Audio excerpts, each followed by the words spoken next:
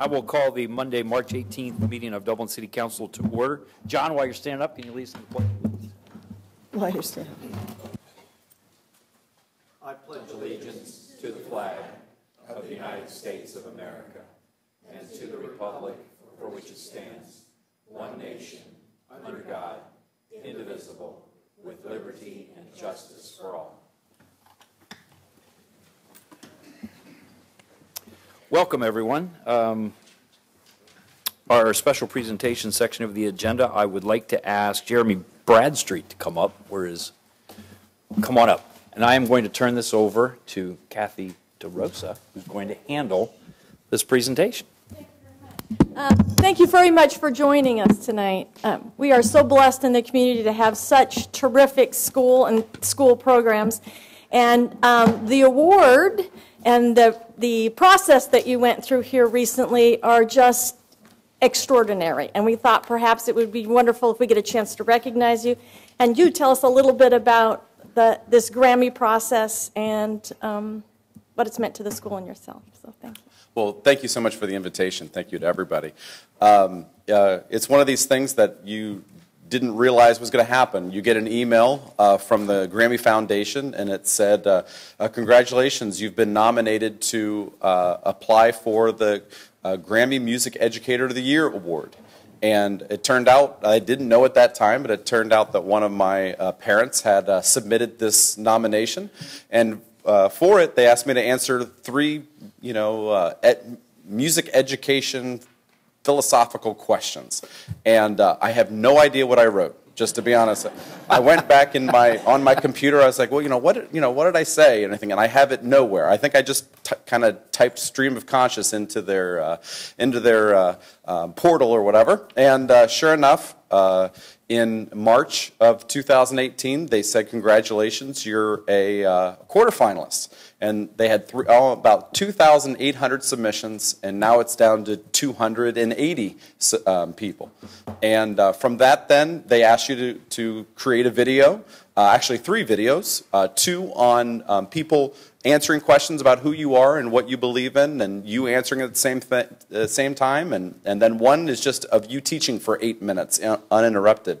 And so that process went, and through that, I was selected to be a semifinalist, which was down to 25, and then they used the same videos to go to the next round, which got me down to 10 educators in the nation.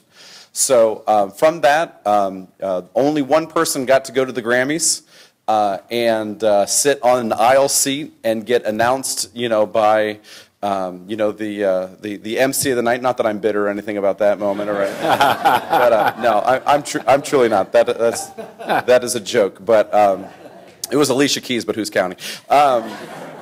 No, but in all honesty, the process was a neat process, and what I think has been some of the great aspects to the award is the Grammy Foundation is trying to promote music education in our classrooms. And we see many things in our schools, whether it be sports or whatever, in the papers and all this kind of stuff, but maybe we don't see the music educators, and whether it be the choir directors, the orchestra directors, or the band directors, or the drama teachers doing their thing. So for us to have an opportunity to be able to stand up and stand on our soapbox for a little bit and talk about what's happening in our classroom is something that I feel very humbled to do. So out of the 288 people who got to the quarterfinals, they got to do that. Talk to their local newspapers, their local TV stations, and so to have it go on so far just means I got to talk about what's going on in Dublin-Kaufman as much as possible and to as many people as I can. And joining me tonight is our members of our Dublin Music Boosters. Our executive committee is here with me. Of course, my family, my wife, and my children are here with me. And I even have a student or 2 here, which is exciting to have be surrounded by the people who you work so hard for. Our being a teacher, it's one of the most unbelievable professions that we can have. And I'm honored to be a teacher here in Dublin City Schools, and I'm honored to be a band director. So just very exciting to go through this whole process. So how many years have you taught, and how many students do you Oh, wow. This is the math part yeah, of the math music problem. part. Yeah. I've been teaching for 19 years. I spent 3 years at Grove City High School, and then I came here and became the director of bands 14 years ago. And I really couldn't even tell you, some thousands of students. And so yeah. Neat thing, I'm born and raised here in Dublin, Ohio. Yeah. And so it's one of these things for me to be able to teach at the same school that I went to and to give the kids the same opportunities that I have, whether we're talking about leadership or commitment and discipline, all the things that I hold dear in my heart that the band program taught me. It's just very exciting to give back to Dublin and Dublin Kaufman High School for where I came from. Thank you very much. I had a privilege of having a son in the program. Of course you did. And I can remember he had a mantra that he used to tell me, and he still tells me, to be early, tell it to me, to be early. To be early is to be on time. And? To be on time is to be late. And to be late is? To be left. To be left. Now, in today's, that's an old saying. And you can't do the last part anymore. That doesn't work in our school system anymore. Yeah, he used to say to be late is unacceptable. So that was his. That was his. So he carries that and reminds me of that when I'm late. Well, there you go. He shares that. And I'm sorry. So. I apologize. So thank you so much for all you've done and continue to do, and as you mentioned, the leadership skills. Even if maybe they put their baritone down, which my son has, all of those skills last. And so in addition to the love of music, and we're pleased to recognize you. So with that, I have a proclamation to read. Whereas Dublin Kaufman High School band director Jeremy Bradstreet was one of 10 finalists for the 2019 Music Educator Award given by the Recording Academy and Grammy Museum.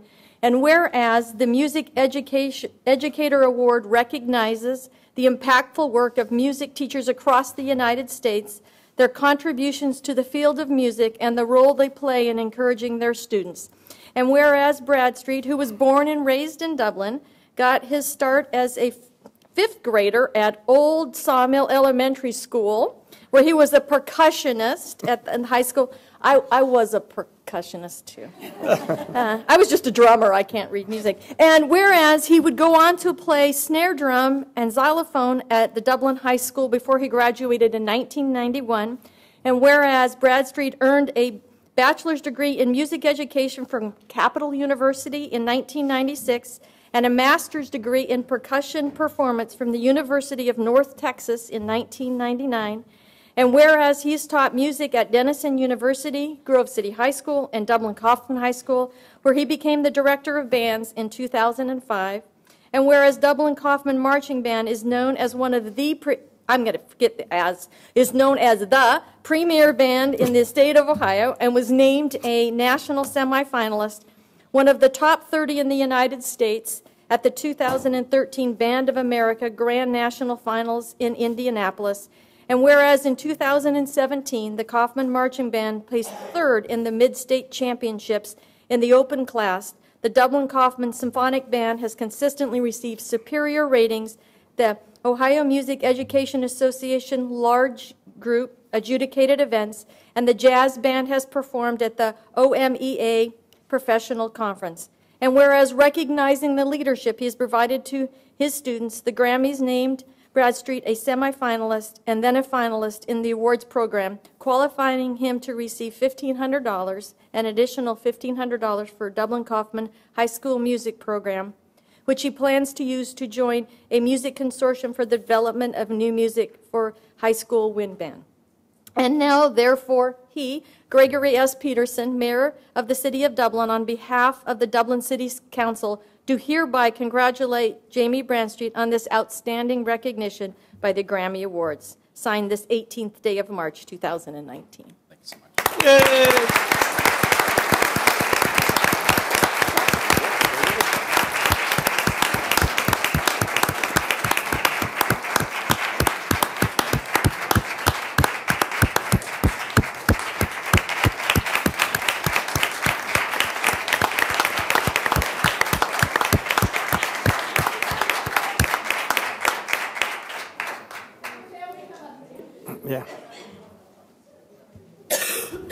You know, you've had quite a bit of success, as I understand it, with the getting band folks to the best damn band in the land. Do you know how many?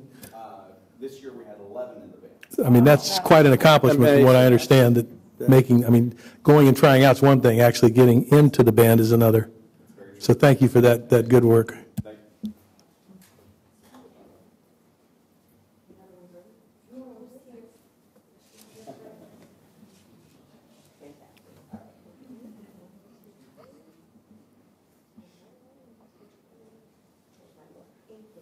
Thank you. Jeremy, when you took that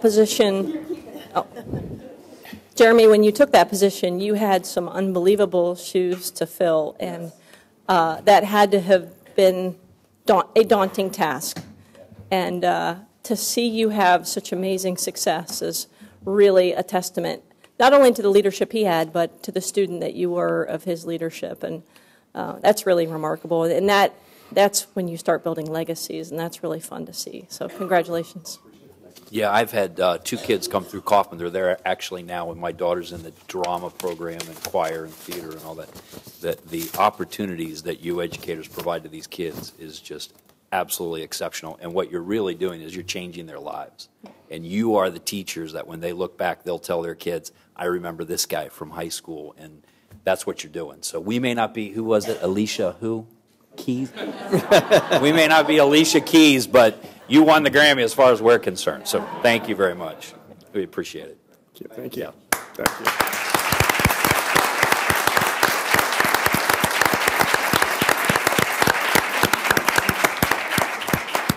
Okay, so now I would ask Howard Williams and Richard Bookshaw. Are you guys here with me? There you are right there. All right. They are with the Franklin County Board of Elections, and they are here to introduce and explain and give us a demonstration of the new voting machines that are going to be used here in Franklin County, as I understand.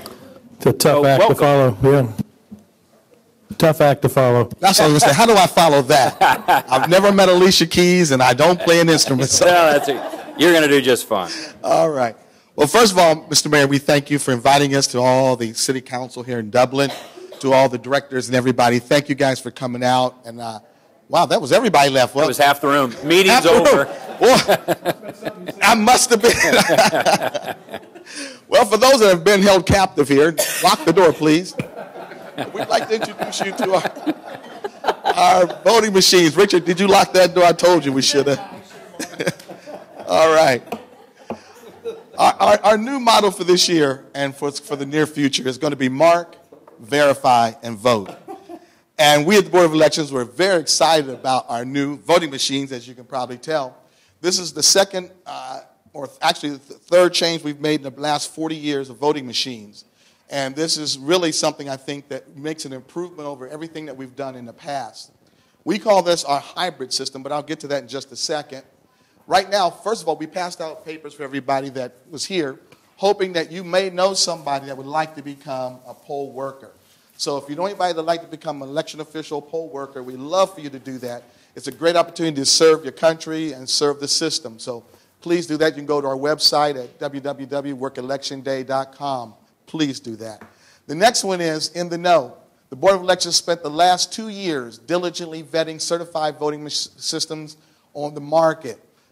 Richard and I, we've had the opportunity to work through most of that and see some of the other machines that came across our purview, and these are the ones that we really, really liked. We visited other counties in the state to compare machines. We've hosted on-site demonstrations with all 5 certified vendors.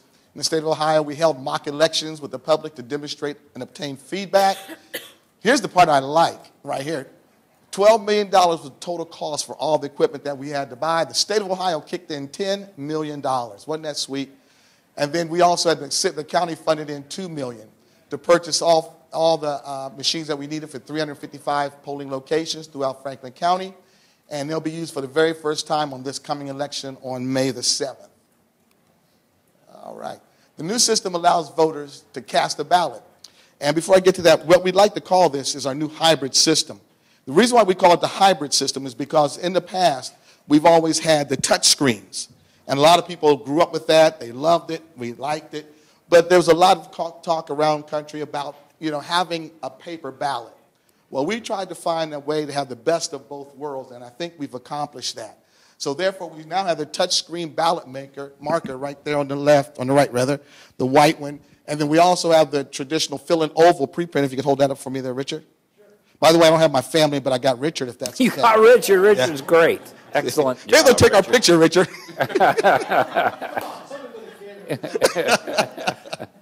All right. Pre-printed ballots also, and absentee ballot be used as well. Right. Okay. And so then you'll be able to mark your ballots on the pre-printed ballot marker, or this one right here, which one of our directors called a $3,000 pencil. So you'll have that to mark it with too also. And we'll show you how that works as well. It accommodates the voter's preference, i.e. touchscreen or paper. Some people like that paper. We believe it's going to reduce long lines. It's going to eliminate the risk of errors associated with paper-only system, because sometimes you can mark the ballot wrongly or overvote, and sometimes it gets caught, sometimes it doesn't. Now with our new equipment, if you overvote, it will catch it, kick it back out to you, all right? Same voting system will be used in all polling locations and at the early vote center at the Board of Elections. So people that come, they will have the exact same system as these two, except what we call the kiosk. The system is easy for all voters to use, offers more accessibility.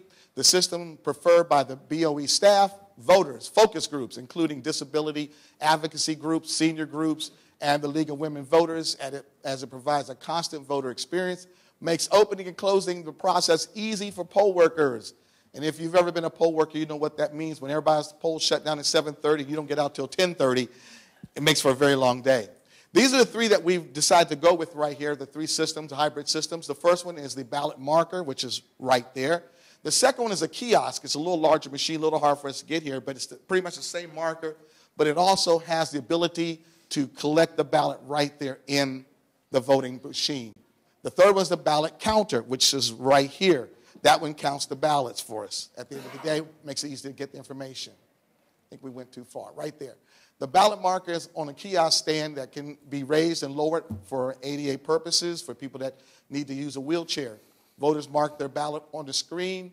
The card pops out, basically. They can verify it, and then at the end, they can reinsert it back into the kiosk, which will collect that vote for them. Oops, keep going too fast there, fast finger. Let me go back to this one. The ballot marker is a tabletop unit. The ADA preferred it, and also has capabilities for audio systems, so people who have a visual impairment or disability can listen to the audio and be able to vote that way. Voters mark their ballot on a ballot card using touchscreen, and then the voters verify their selections. Then we go on the hybrid. We talked about this, the kiosk machine. And then finally, last but not least, the ballot counter. That's the ballot counting device. Voters insert the pre-printed card, and we hope you get a moment after you get a chance to stick around here a little bit. We'd love for you to get a chance to do that. Matter of fact, Richard, would you mind putting one of those in there for us real quick? Pre-printed ballot, so everybody can see it. So when a person gets done marking on the pre-printed ballot, they will come to the ballot counter. We're going to put one by the door of every polling location, and they'll be able to insert their ballot just like that. It goes upside down, sideways, any way, and it counts and says thank you for voting, and that way we know for a fact how many people have voted that day. So it works out really good for us. We're excited about that. And so then their vote has now been cast, all right? And so again, want to hope that you know somebody who would be interested in working there for the polls. If there's any questions you may have, just to let you know and remind you that the voter registration deadline is going to be primary Monday, April the 8th. For November general election, it's going to be Monday, October 7th. Absentee by mail or in-person early voting dates are going to be Tuesday, April 9th, and also November general begins on Tuesday, October 8th. So again, we hope that everyone takes advantage of it. Hope you guys can really help us promote this with the, with the general public, because I think this is going to be the way of the future. Right now, Cuyahoga County does it, and Hamilton County does it. And so we're the largest of all of them, so now we're doing it, and I think it's going to go over really, really well. I think people are excited about being able to see their ballot and also mark it and know their vote counted. Any questions so far? Yeah, so how you walk in and you get to pick then at that point which type of process you come in, want to use? just like we've done in the past. You come in, you present your identification, and then when you step up there, once you've been verified and proven that you're a regular voter, then they will ask you at some point, you want to do paper or do you want to just do electronic? And then if you say, I want to do electronic, they'll send you over to the ballot marker over there where Richard's at. And then you will just take and pop it in there. Do you have a second so you can show how it works real quick? Sure, Only go takes a ahead. second. Show us what you. Through the process. Sure, go ahead. When you enter the voting location, you'll want me go down there? up to the. You want me to go down there? No, well, you No, can. no, I'll stay right here. That's okay. I'm good. You can if you want. No, it's up to you. John, you go down there and see how it goes. Let's make Jane do it. Jane, go down there and vote. Jane, come on now. You can vote again tonight. You've like Vanna White.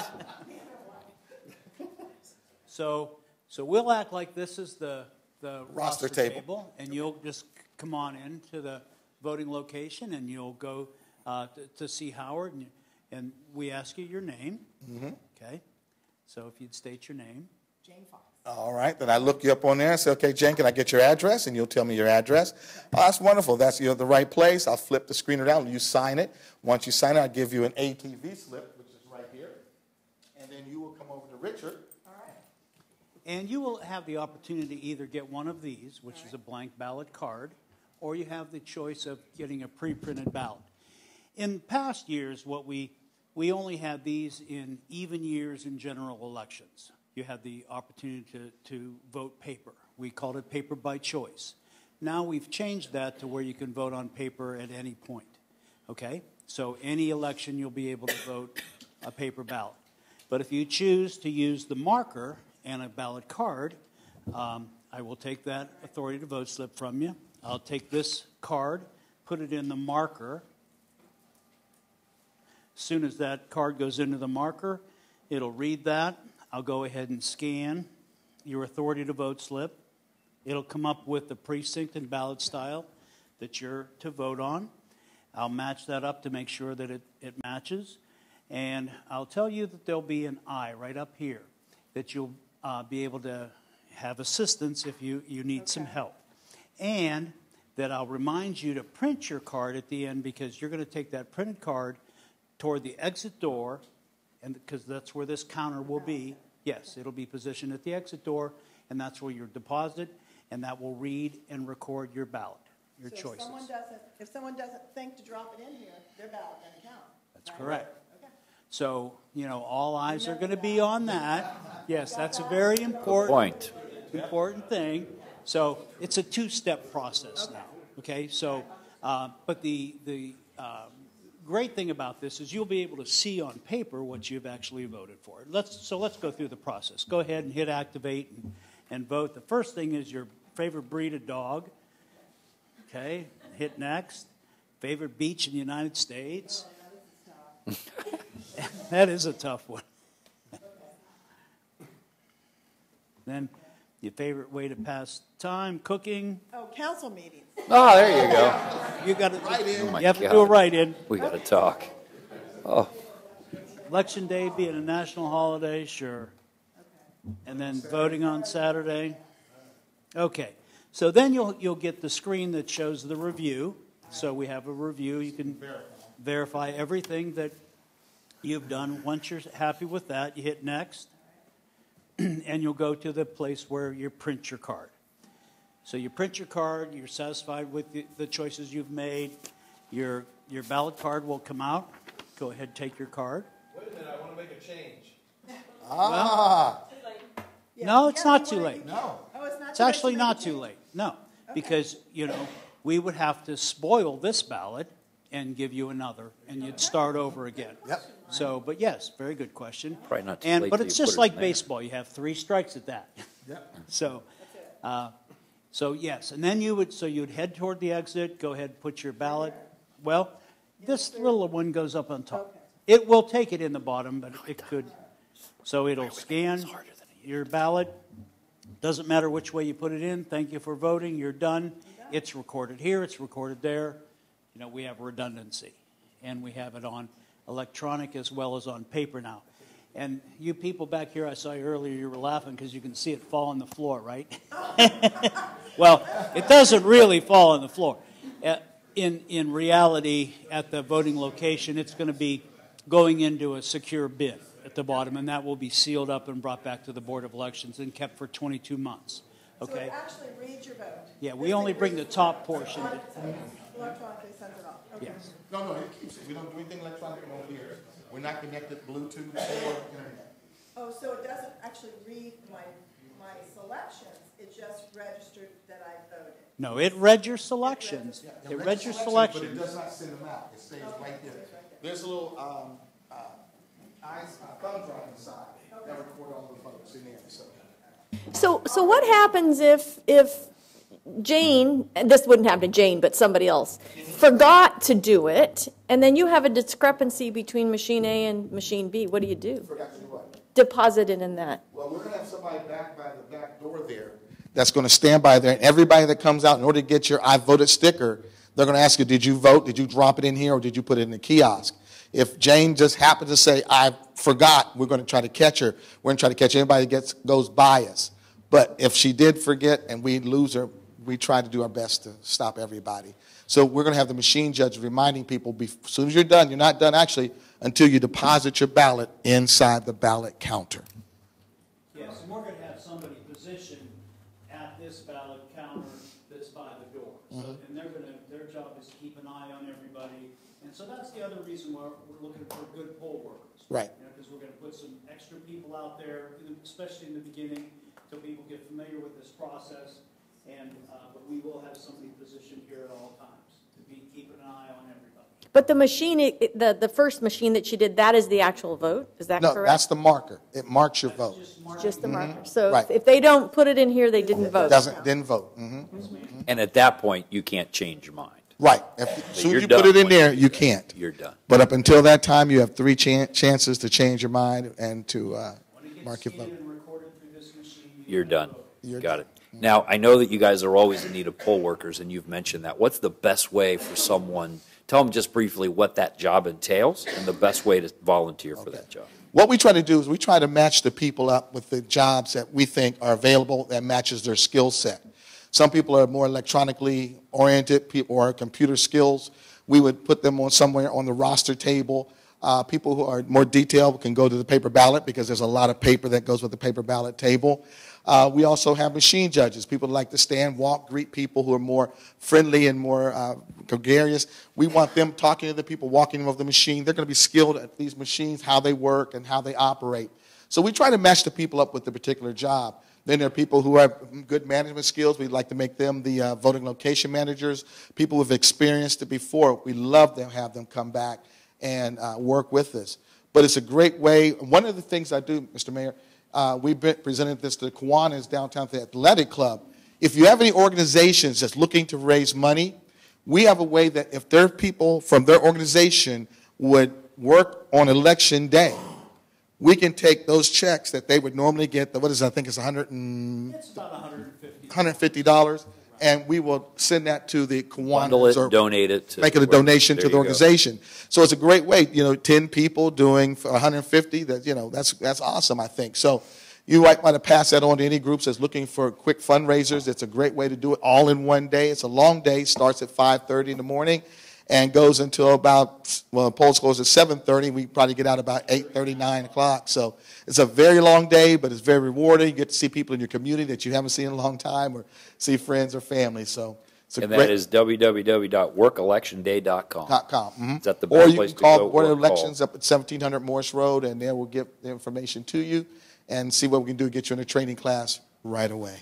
So Fantastic. all right. Thank you very much. Thank you guys so Greatly much for appreciate inviting you us. We coming do in. appreciate that. Sure. And we are going to go ahead and take a few-minute break to give you guys the opportunity to wrap up and Tear down. unlock that door again. And That's right. you can be on your way.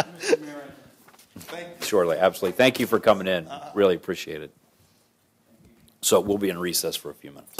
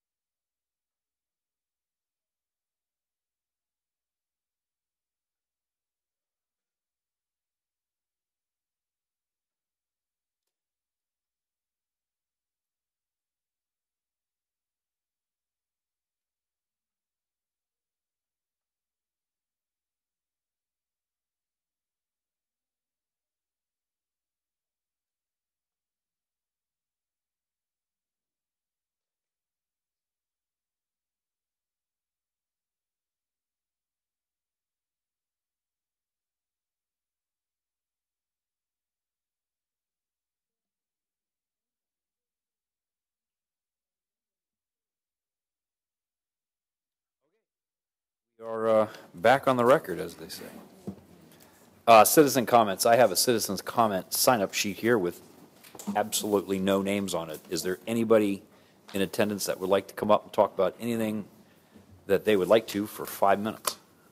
Seeing no hands, we will move along. The consent agenda. Does any member of council wish to remove either of the 2 items on the consent agenda? Hearing no such request, I make a motion that we approve those 2 motions or 2 items. Is there a second? Second. Ann? Ms. Fox? Yes. Ms. Aludo? Yes. Mr. Rosa? Yes. Mayor Peterson? Yes. Mr. Keenan? Vice Mayor Amaros Grooms? Yes. Mr. Reiner? Yes. The second reading on ordinance is ordinance 06-19. Ann? This is amending the annual appropriations for the fiscal year ending December 31, 2019. Matt? Yes, good evening, Council. We had a late adjustment to Exhibit A in the follow-up memo that was previously distributed to you.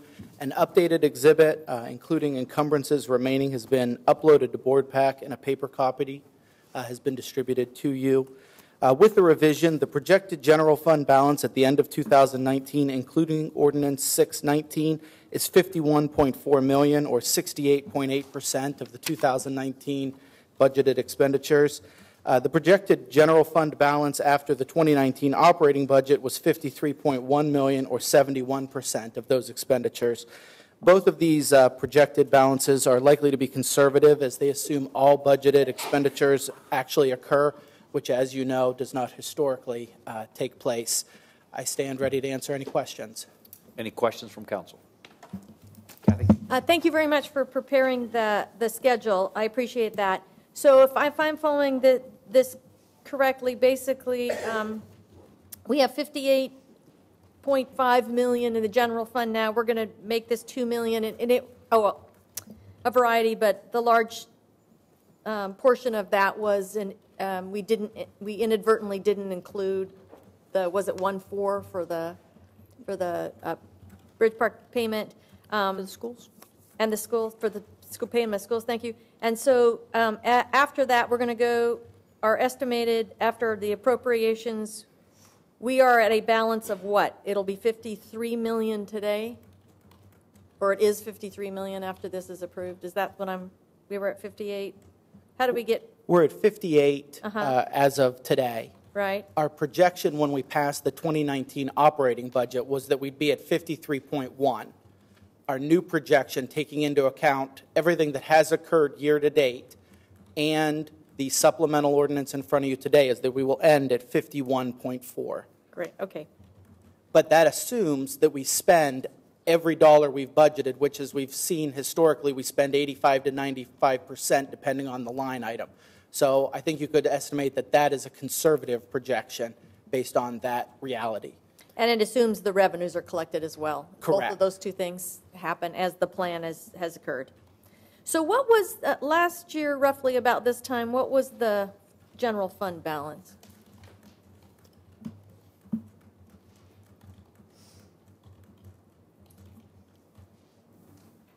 One moment, we'll look. Thank you. Matt, while you're pulling that up, the 53.1 will represent, what would that be? That would be 50 of the budget would be what, 70? 71.0%. Okay, 71% even. Yes.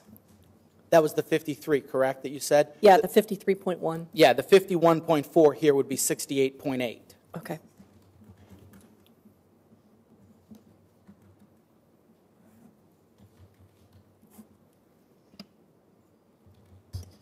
And our policy requires a minimum of 50. In March of 2018, we actually had that transfer out, or I'm sorry, a temporary advance out of last year for the parking garage, the library parking garage and the roadway network. But to give you some perspective, in February of 2018, the general fund balance on a cash basis was $62.7 million. In March of 18, it fell to $36.5 million. But that was temporary because that was... Right, that advance, which was a little over $18 million, was repaid then in December. Great. And remember, up until from January until year end, that is measured as a percentage of budgeted expenditures. So we true it up at year end knowing our actual expenditures. Okay, great. Thank you. I appreciate it. Any other questions? Hearing and seeing none. Mr. Reiner? Yes. Ms. Fox? Yes. Vice Mayor Ambrose Grooms? Yes. Mr. Rosa? Yes. Mayor Peterson? Yes. Mr. Keenan? Yes. Ms. Aludo? Yes. Thank you, Matt and Angel. Ordinance 07-19, Ann? Vacating 0.013 acres more or less of public right-of-way in the city of Dublin, County of Franklin, State of Ohio. Megan? Good evening, members of council. There are no changes to this ordinance since the first reading, and with that, we recommend approval. Any questions from council or discussion? Ann? Mr. Rosa? Yes. Mr. Keenan? Mayor Peterson? Yes. Ms. Fox? Yes. Ms. Aludo? Yes. Mr. Reiner? Yes. Vice Mayor Ambrose Grooms? Yes. Introduction of first reading ordinances, ordinance 09-19. Ann? Adopting amendments to sections 153.002, 153.060, 153.061, 153.063, 153.064, 65, and 66 of the City of Dublin Codified Ordinances to amend the Bridge Street District Development Review Process Regulations. I'll introduce it. Vince? Mayor, members of council, good evening. We've been a while getting here, but I'm glad to present tonight ordinance 0919 to amend the review and approval procedures section of the Bridge Street Code. I have just a very brief presentation to summarize those changes, and I'm happy to take any questions that you might have. Any questions from council? Chris? You're going to do your presentation? I was going to do just a very brief one if you'd like. Oh, okay. That'd be great. Go ahead. Thank you. If the button will work. Our IT guy's here. See, the keyboard and everything else is happy.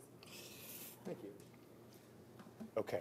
Yes, so we're creating consistency among our application types, seeking to simplify the review and approval process. Again, this amendment assigns the majority of approvals to the Planning and Zoning Commission, as we previously discussed.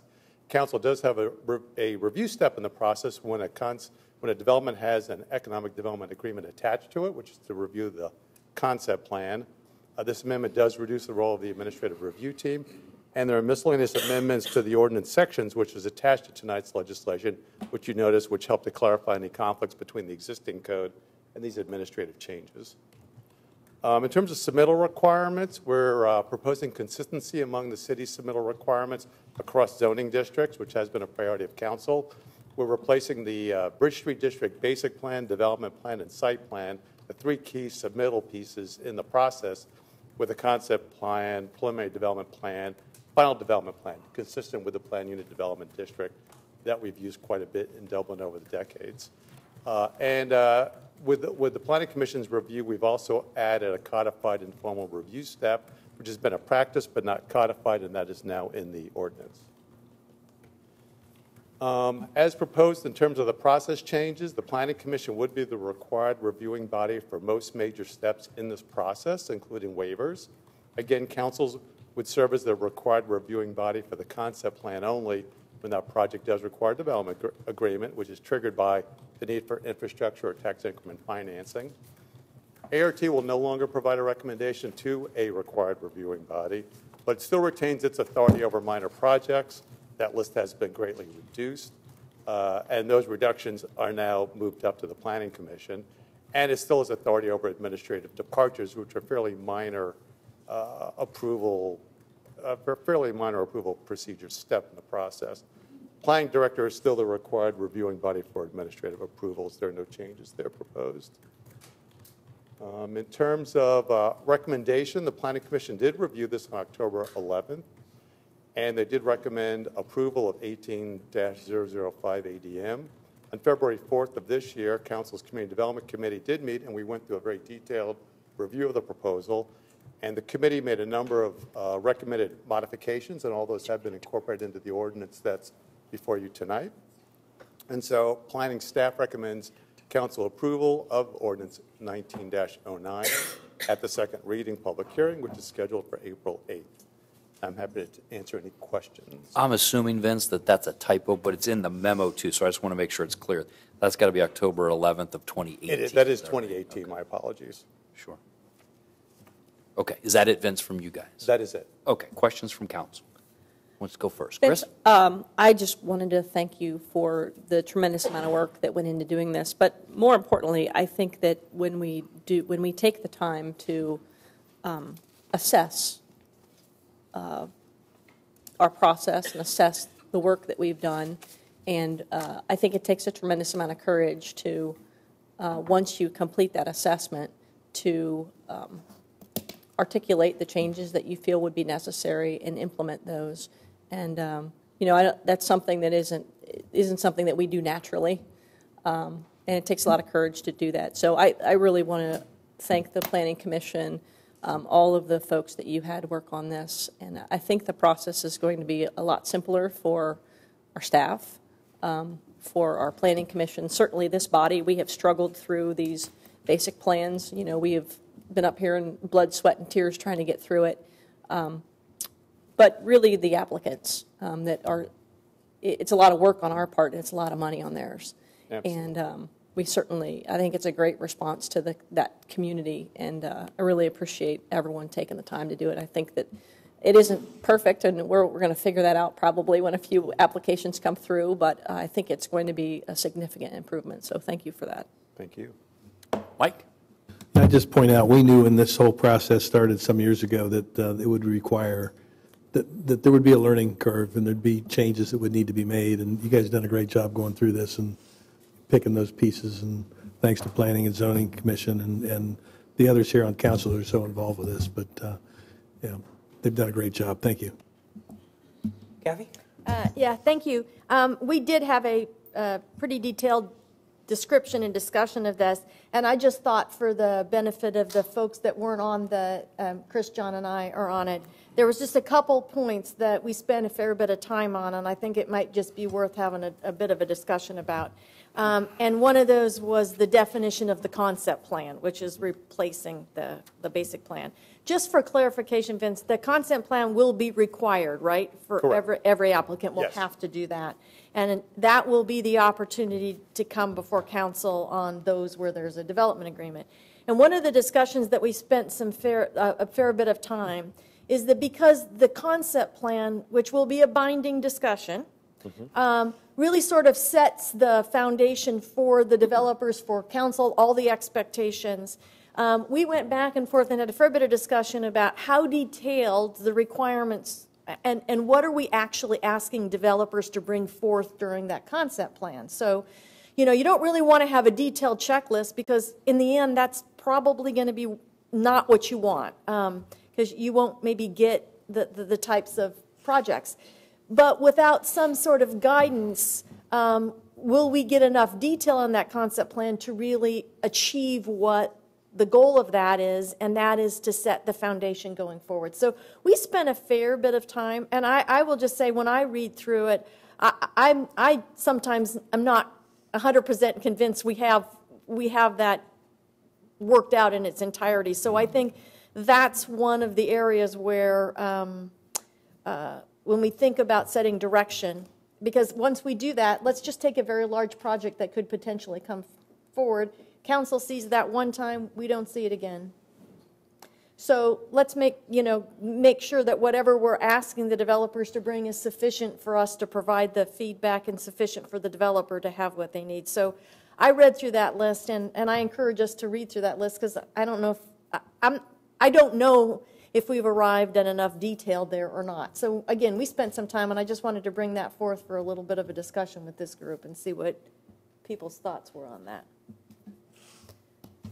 Yeah, I agree with Kathy. I think one of the lessons maybe we've learned in the past when it comes to, at least from a planning and zoning perspective, you want to make sure that the process is clear to whoever comes after you and to whatever council members have to do the same thing that we have to do. We understand it because we're writing it, but will the next person? So when it comes to the concept plan, or any of these processes where you speak to the community plan, a particular walkable neighborhood, urbanism, placemaking, we need to kind of define those because that's such a broad term that, as I was saying to someone earlier, a walkable community could be Carmel, California. It could be New York City. It could be Boston, Massachusetts. It could be amazingly a lot of different places. And if our community plan isn't clear enough, or our guidelines, our character guidelines aren't clear enough, you may end up with a walkable community that doesn't look anything like Dublin, Ohio. So my recommendation to council is to consider, as we do this, really looking at the beginning, at a concept plan and what it is you're asking planning and zoning to use as their measuring stick. It doesn't have to be a checklist, but it should be guidelines that give you an understanding of the expectations that a community plan wants, the council is looking forward to, that the citizens of Dublin have promoted timelessly, whether that's a green space or a socially interactive, or their walkability means that it has to allow for different kind of transit. Thank you. My laptop wasn't working. Appreciate that. I think that we have to be more definitive when it comes to the intent, the objectives, and how we expect, in a way that the council should measure that concept. Because if you read what a develop, it says it should be. I'm sorry about that. I'm working yours and not mine. That the concept is intended to provide clear direction to the applicant by the required reviewing body, resulting in its review and approval of the application. But if you read what a concept plan it's very vague.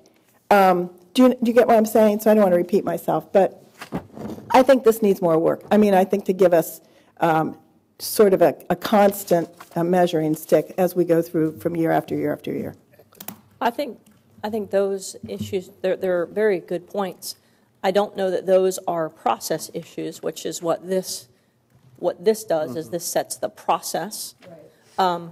Though, we have a meeting tomorrow morning at 8 where we'll talk about the code revisions, and in those sections of code revisions will be the definitions for all of the items as articulated in the process. And so those are all fantastic points and things that do certainly need to be contemplated, but probably not contemplated in the process end. That's probably contemplated on the code end, where we set the definitions and of what the contents of our basic plan review, all of those things. And we will, as part of this code, correct me if I'm wrong, Vince, please, we will come up with the criteria of material that would be submitted for each of those concept plans, basic plan review. And we have those criteria today, those checklists, which we use administratively, which we're going to be updating for these submittal requirements. But I would also add that we're being very consistent with PUD district and the way it is structured. So we're trying to, again, from a broader citywide perspective, maintain that consistency across districts. But you're absolutely right. Well, those lists we'll be able to share with the committee and with council, frankly, if you want to review that, because they are extremely detailed in terms of the specifics, almost like a recipe of what needs to be included based on the design of the project, the issues that may be addressed, as well as what the guidelines may recommend and may be applicable even at the concept plan stage. So this is about process. The guidelines really kind of complete the picture in terms of what the city's expectations are. And I would say that is actually even more important than what this specific administrative chapter really speaks to, is what those guidelines really communicate. Because then it's a bit conflated, because in here it basically says, and these are the things the developer will provide at that time. So that's exactly what I'm trying to get at. So we'll just need to make sure then we don't have a conflict between what those say and what this says, because this is fairly clear. These are the 7 items we expect from you. And it's that level of granularity and specificity. So we'll just need to make sure that they stay lockstep, because my concern was, or thought, or I guess, yeah, concern was what is going to be in the concept plan versus the preliminary plan versus the final plan. And that's where I think, from my experience on P&Z, it got complicated. Because the developer heard something and then comes back around and more granularity is required, and that inconsistency. So I think it's the when and the what, and maybe just making sure we reconcile those. So absolutely. And the other thought here is that just knowing from reviewing on planning and zoning, reiterating it in all the places that you go back to refer your measuring stick is important, and it's consistent. Sometimes you'll go back and refer to something in a plan, and you think you're going by the community plan, but then the community plan doesn't necessarily give you the same kind of indication. You might not see it in the Bridge Street Code intent, even though the community plan is the overriding umbrella to this. So as you said, Vince, the guidelines are more important almost than this, because you can say how you're going to do the process, but then you have to implement the process. And the only way to implement it is to go back and refer to all the guidelines that we have laid down as a community of what we want. If those are not clear, it's very hard to implement the process, because it's very subjective, it's very vague, and you don't have a great measuring stick. And it becomes anybody's idea on how it should look. And I would add another key piece to this are the review criteria, which is the basis to make a decision. And so they are topic specific, yet they're all broad statements, which gives both council and the commission the latitude to really take into account almost any issue that either body feels important and relevant to a specific proposal. And so that's really where the rubber hits the road, despite all of this. And we spent a lot of time with Thad and Don Elliott to review those specifically after our committee meeting to make sure that the review criteria were really doing what we thought the intent was from the committee specifically as a basis to make a decision, because that's the defensible piece of all of this. Really, regardless of almost any other detail, are those criteria. And can you clarify one other thing? And I'm sorry if I missed it in here. Once the concept plan has been reviewed in a development agreement at council level, that concept plan is binding. Correct. So answer the question here.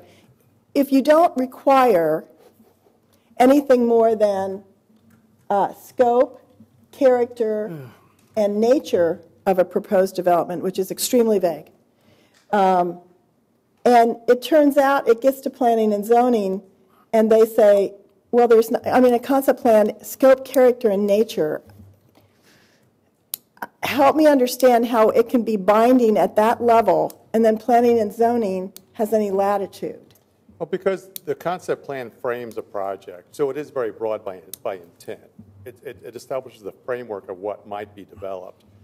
Then the details become more refined as you work through the next two steps at the Planning Commission.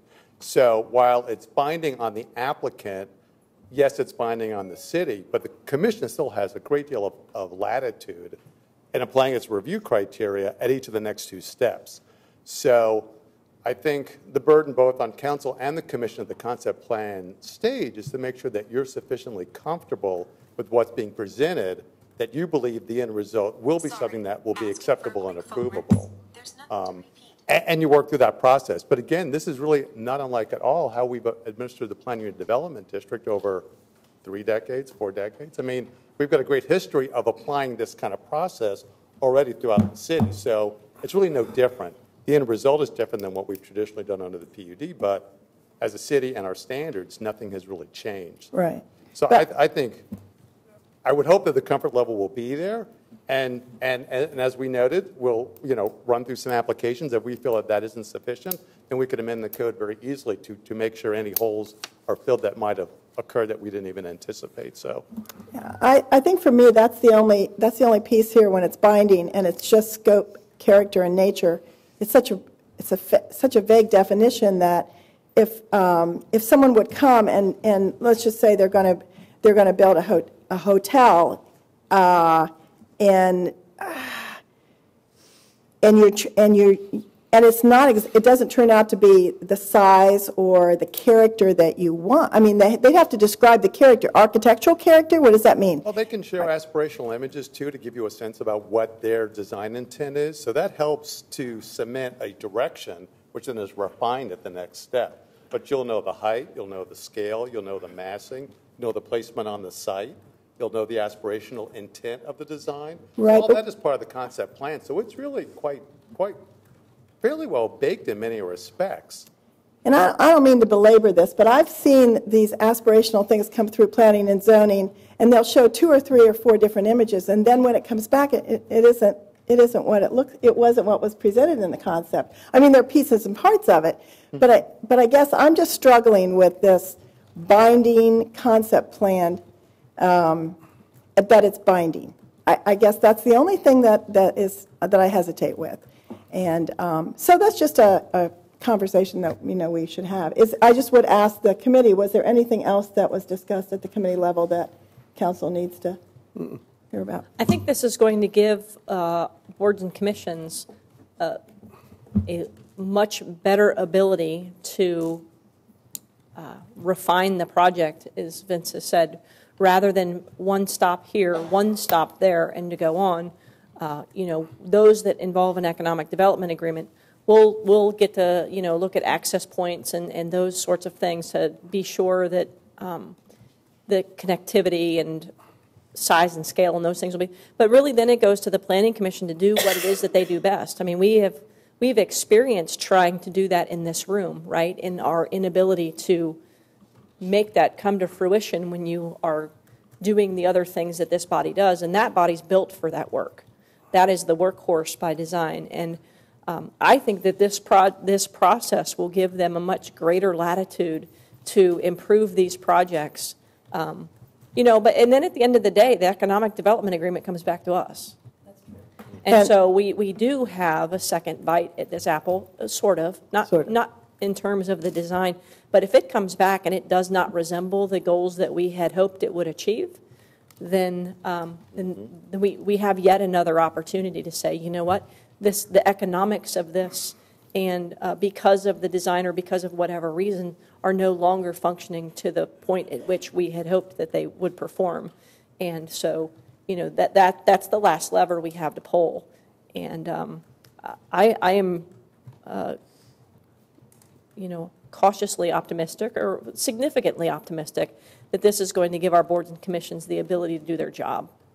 Well, I agree with you, Chris, and I totally agree with being able to give planning and zoning the opportunity to do the work that they need to do with planning. There's no doubt about that. And so I guess that's why I'm pointing out elements of the description of the concept plan that gives council the ability to provide that first run-through with enough meat description that the planning and zoning people know what they're dealing with, that they understand your idea of what this development agreement and this piece of development is to look like. So I just encourage that we, as we go forward, that we make that just full enough in its description that we don't have a breakdown between what happens here and planning and zoning can do the best work they can with what they're offered. Mayor Peterson and members of council, the other thing that I would point out is that these amendments codify a mandatory informal review process prior to concept plan, and that informal review process will take place in front of planning and zoning. So they'll have opportunity to get feedback at that stage. It's kind of a test run to see if there is enough information being presented to make a decision prior to them actually submitting a formal concept plan application. And those proceedings from Planning and Zoning Commission, of course, are available to the members of council. So you'll know coming in what's been presented, at least informally, and what comments have come back. And the applicants will know, too, so they can tailor their plans accordingly and try to meet those criteria and provide, if it's an economic development agreement involved application, they'll be able to tailor those to perhaps what you want and have a sense of direction from a very early stage. Okay. Yeah, I just want to thank the Community Development Committee, Chris and Kathy, for all the hard work, and the staff, because it was interesting to see Don Elliott, who originally worked on this. I don't know how many years it's been since he's been back. 7 years. Yeah. And his dedication and your dedication and amending this and getting to the point where we finally ended up where I think we have a consensus. I don't know if we'll ever get to the point where we'll have all the finite details worked out ahead of time. I just don't think that happens maybe in a lot of planning examples. But just want to thank everybody for the time they put into it, because it's something that's been a question for a long time. So thank you. Any other comments from council? Okay, we'll see you back on that on April the 8th. Ordinance 10 dash, thanks, Vince. Ordinance 10-19, Ann? Authorizing the city manager to execute necessary conveyance documentation to accept the dedication of a 0.044 acre more or less permanent utility easement, 0.007 acre more or less permanent utility easement, a 0.007 acre more or less permanent utility easement, a 0.265 acre more or less temporary construction easement, 0.042 acre more or less temporary construction easement, and a 0.007 acre more or less temporary construction easement from the Muirfield Association, Inc. I'll introduce it. Paul.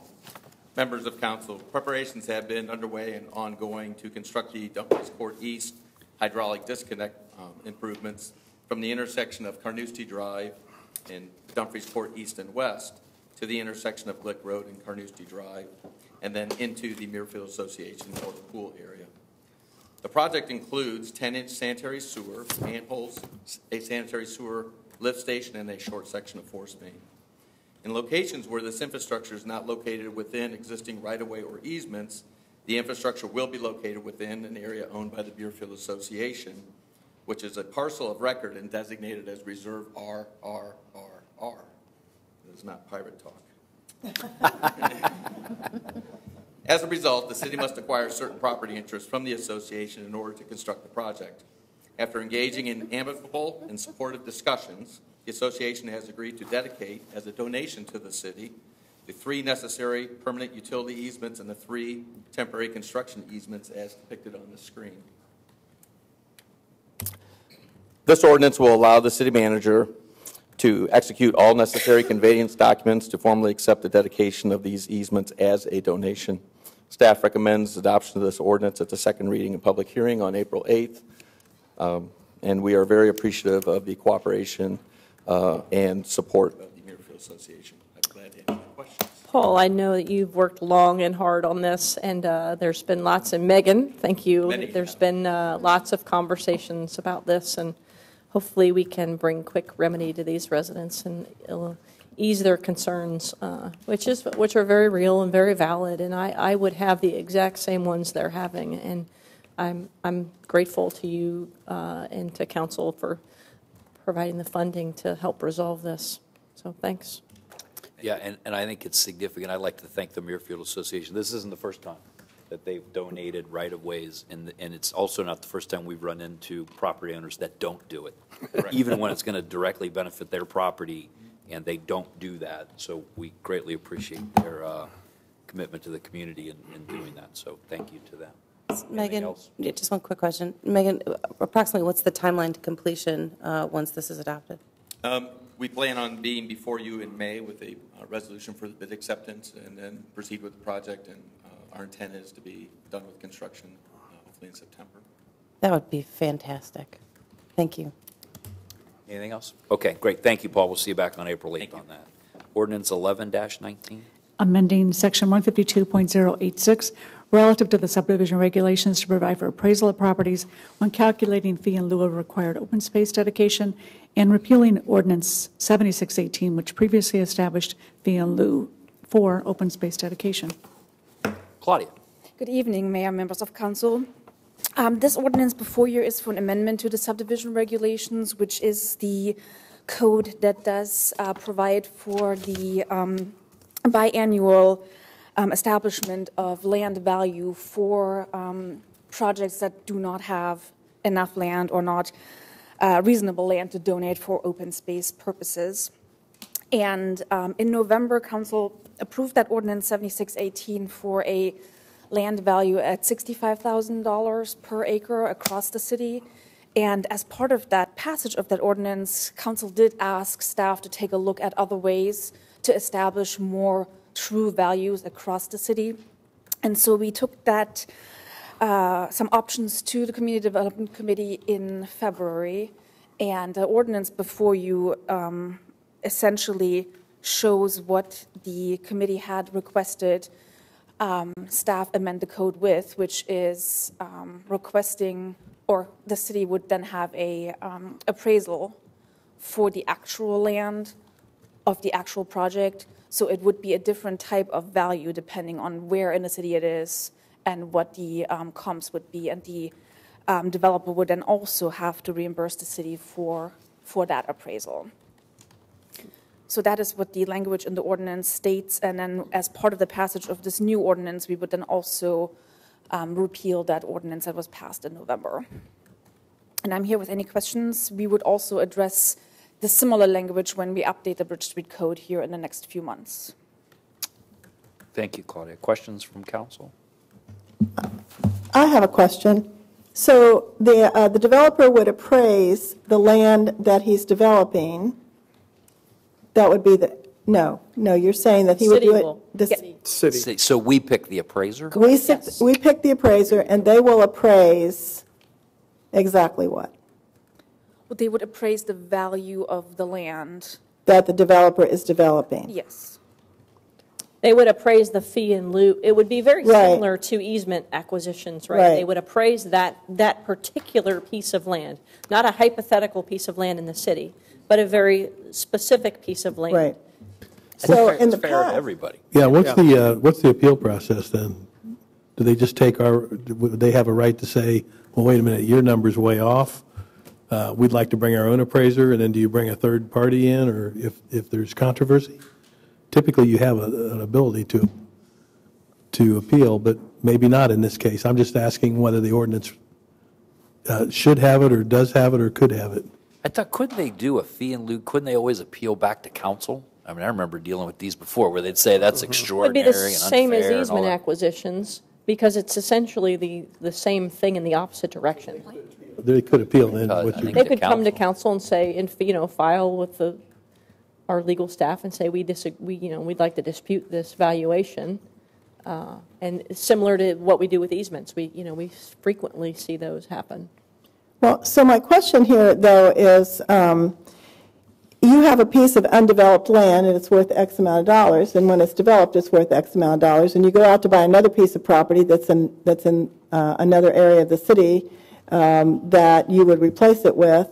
How does that match up? I don't see how that matches up. In other words, if land, as we said, costs us, say, $60,000 an acre, and the land is appraised at 20, but we have to go out and replace that with the 60, and their undeveloped land is worth $20,000 an acre, so they give us fee in lieu of, based on a $20,000 acre appraisal, but we have to go out and put that land on a $60,000 plot. The city just lost money. I thought that was the problem. Well, actually, this is the solution to that problem. So what's been happening is we've been getting $20,000, follow your example, the $20,000 an acre, and let's say in our new Riverside Park, right, that land is costing significantly more. And so wherever the parkland has to be in proximity to the development. So if it will do the exact opposite of that. We will get the $60,000 which is the land value, unimproved land value, which is what parkland is, right? When we acquire parkland, it's unimproved land. We would be able to, like for like, then purchase real estate in the general vicinity at market rate.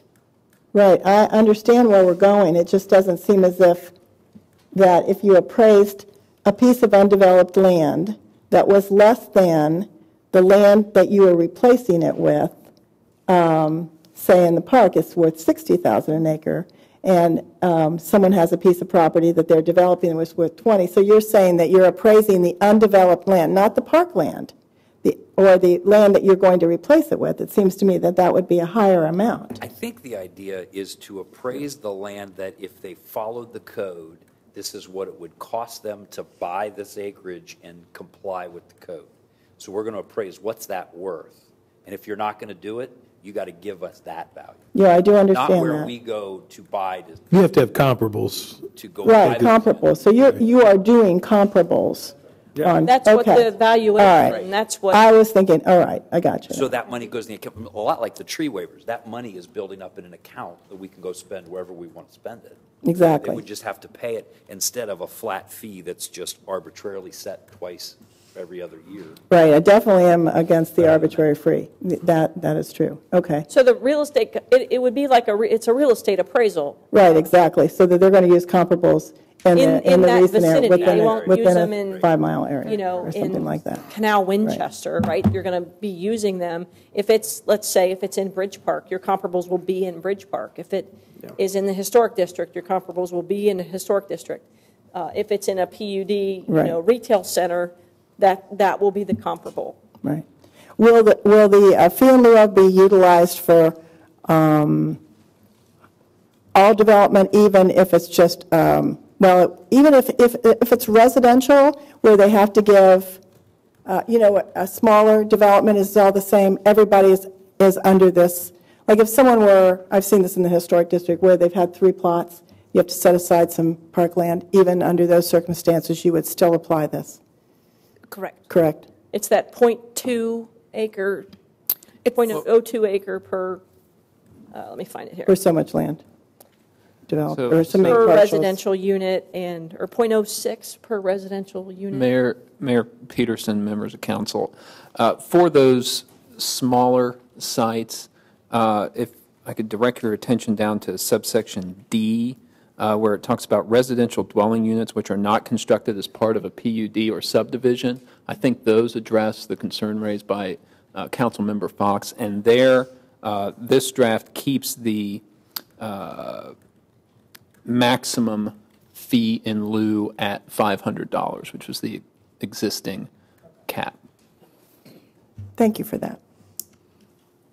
Okay. Any other questions? Is that it, Jane? Any other questions? Any other questions from council? Just thanks again to the Community Development Committee for working through this. Huh? Another one of these unfinished items, so thank you, Kathy, and thank you, Chris. Thanks. Okay, we will see you back on April 8th for the second reading. Resolution 15-19, Ann? Accepting the lowest and best bid for shared use path maintenance. Paul, welcome back. Hey, thank you. Members of council, much like the beginning of daylight savings time and the return of the swallows to Capistrano, this first bid acceptance resolution presented It's a lot like that, engineering Paul. It is. is a sure sign of spring. So, there you go. On February 28th, we received 3 bids that we public opened and read for our 2019 Shared Use Path Maintenance Program. This project provides maintenance for various locations of our Shared Use Path network. This year, our program consists predominantly of coating and sealing of our paths and just a few sections of overlay. The engineer's estimate for this project was $380,000, which is consistent with those funds bid within the Capital Improvements Program for this year. In Project AT 193, Decker Construction submitted the lowest and best bid for $295,302.07. The project is scheduled to be complete by October 11th. Our experience with Decker Construction has been very favorable on several past projects. Staff recommends council approval of this resolution this evening. Glad to answer any questions. And I will introduce that legislation. Any questions from council? Kathy? A couple quick questions. So our budget was $380. Correct. So if we have another $80,000 that we're not spending on shared use, is this because this has been well bid and this is the area that we were going to do, or do we have an opportunity to do some additional work that needs to be done? This was really the area designated through our asset management program to do this year and program for this year. I will tell you that just overall with our projects, there'll be some pluses and minuses, so we're glad to start off with some minuses and under budget, but who knows where other projects are going to end up, so overall we just track that throughout the year. But I will tell you that generally speaking, we end up pretty even at the end of the year.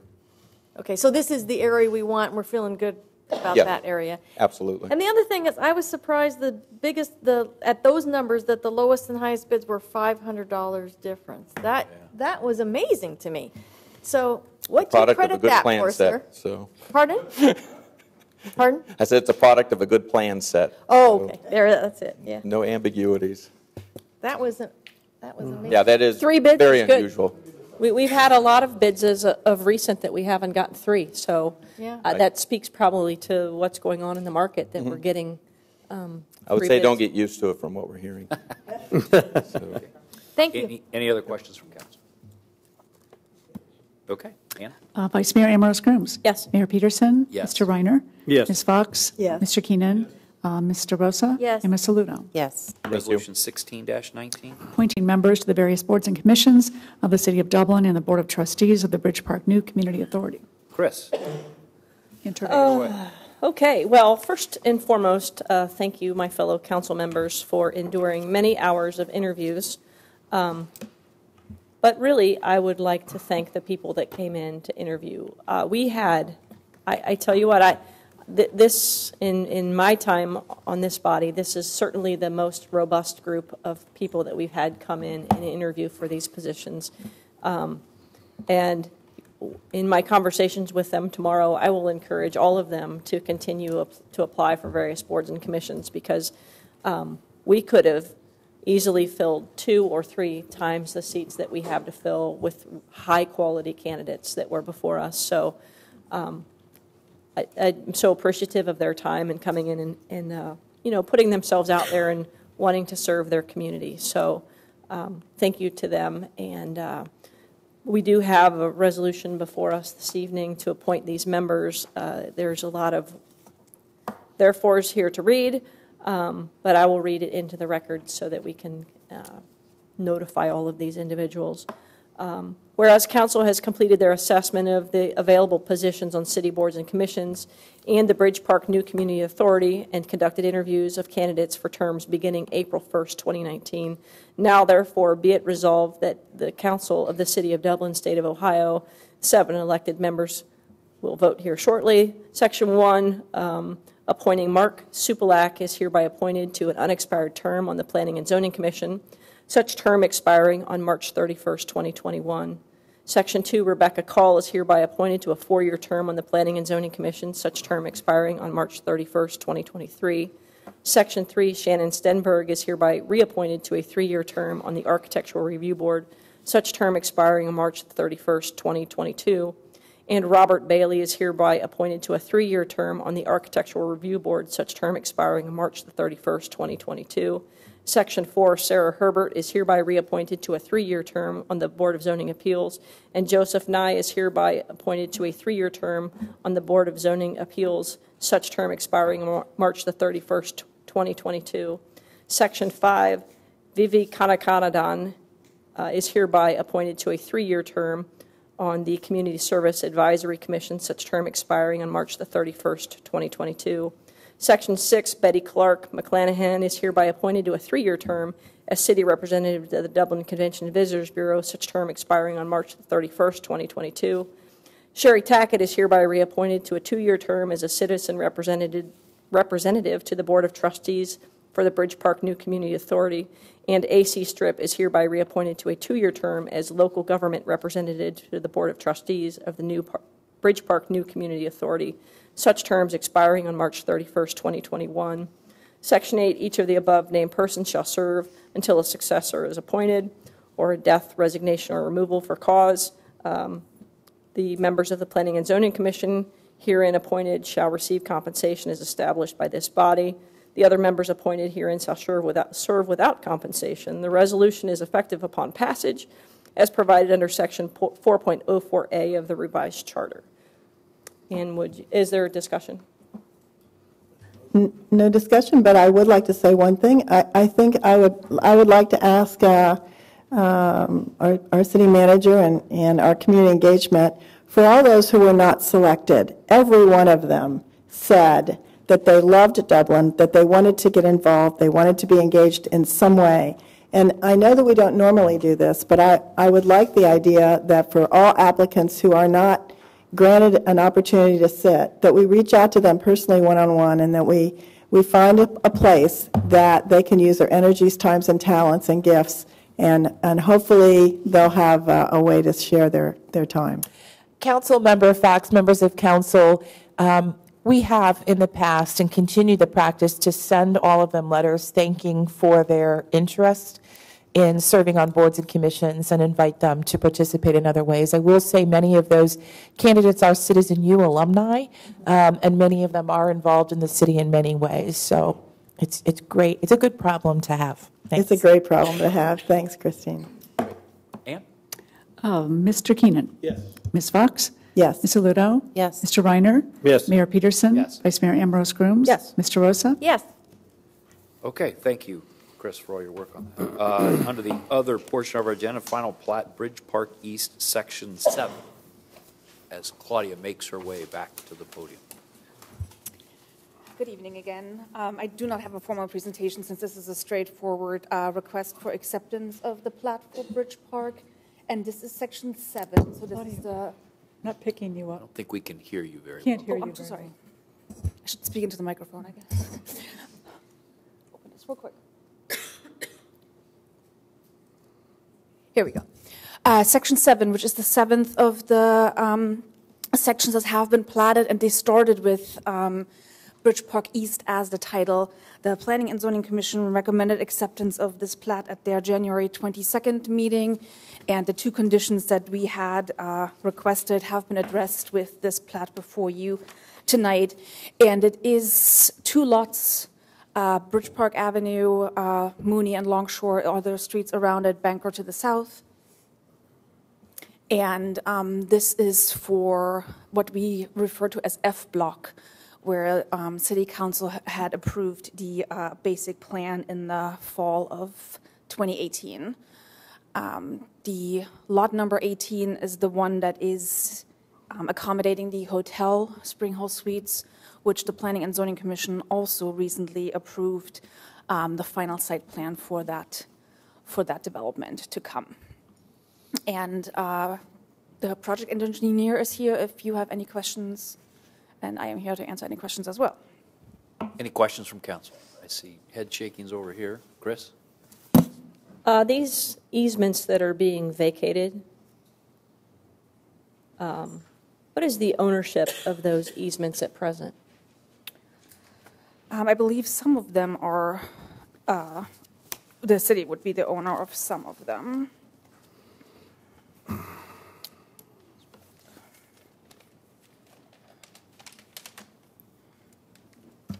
Yeah, they are easements that were given to us as part of the Dale Center plat way back when.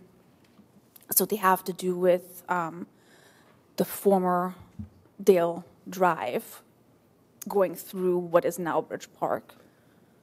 So the easement had an actual ownership. It wasn't just a right to an easement. There were property rights associated. That is correct. They were dedicated in that Dale Drive plat, and so they are. There is a right of the public to use them, but they're also dedicated streets of the city, and so by vacating those, that extinguishes the public's right in that vacated area. So will we see something come through, some sort of compensation for vacating these easements and giving up our ownership of these? I would assume that all of that has been at one point or another addressed in the development agreement originally for Bridge Park. Yeah, I can't. Well, I would have thought comment if money had changed hands or whatever had changed hands, that easements would have been vacated at that point in time. I think it's a trade. We can check on that with the history of the development agreement. I'd like to see, because that is a fairly significant piece of land, and maybe if it were done as part of a economic development agreement, I would have thought the easements would have been vacated at that point in time. Typically, though, the plat would be the appropriate way to vacate. Right, which is why I would be expecting that information as well. And I read through, there was 41 pages of it, and I didn't see any mention of that in the 41 pages that were here. Right. Is that a question we want answered before we vote? For me, yes. Is there any kind of timing thing on this that's going to create a critical problem? Or? I would defer to the applicant on that.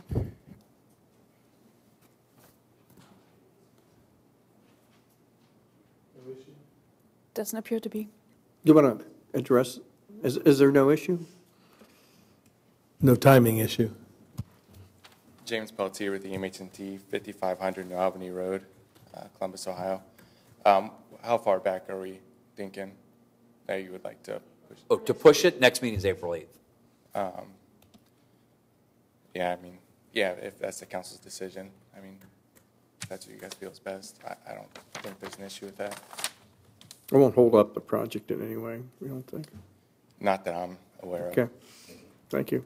Okay, well, we will put this back until April 8th, and if you could get us an answer to that question. Do I need to table this? A motion to postpone. Fact, all right, then I make a motion, we postpone the decision on the final plat for Bridge Park Section 7 until the April 8th meeting. Is there a second? I'll second.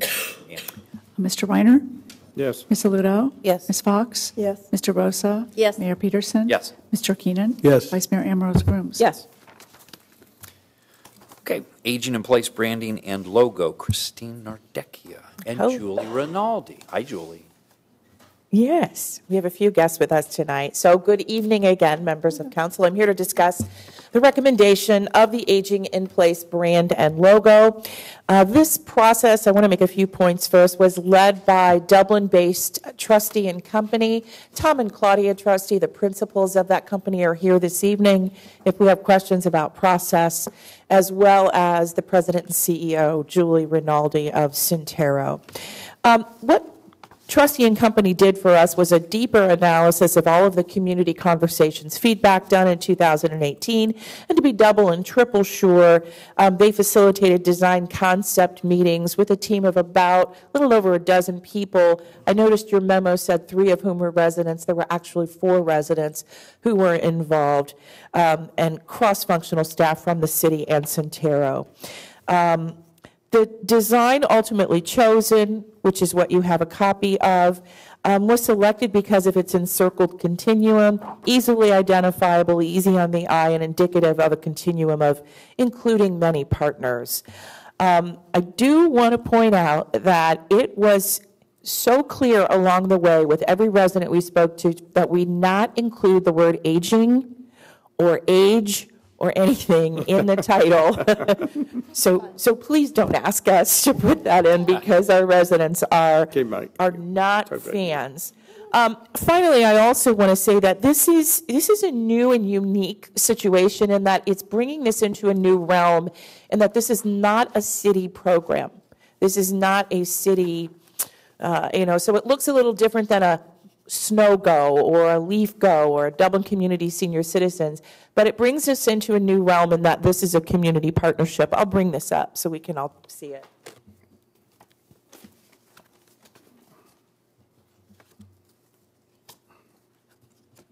So what's been chosen is Forever Dublin, my life, my home, my community. We certainly envision lots of agency partners who will continue to join this. We envision this on a website that will say brought to you by the City of Dublin and brought to you by Centero. We couldn't do this without Centero. They are bringing something of pretty significant value to the process as well. In April, you will be receiving a comprehensive update of the entire Aging in Place plan, which will contain blocks of topics and all the momentum happening. And we hope to be able to unveil the Forever Dublin Center, which will be housed at Centero, staffed by navigators. Tom and Claudia Trustee are both here, as is Julie, if you have questions of any of us. Sue Burness is also available if you have any logo and design process questions as well. Christine, I would bump it over to you. You've been intricately involved in this whole process. Comment? Sure. I love Forever Dublin. I think that's a far better name than Aging in Place. I think it really speaks to what we're trying to do here. So I'm kind of in love with the Forever Dublin. That's sort of the tagline of my life, my home, my community, I think is great too.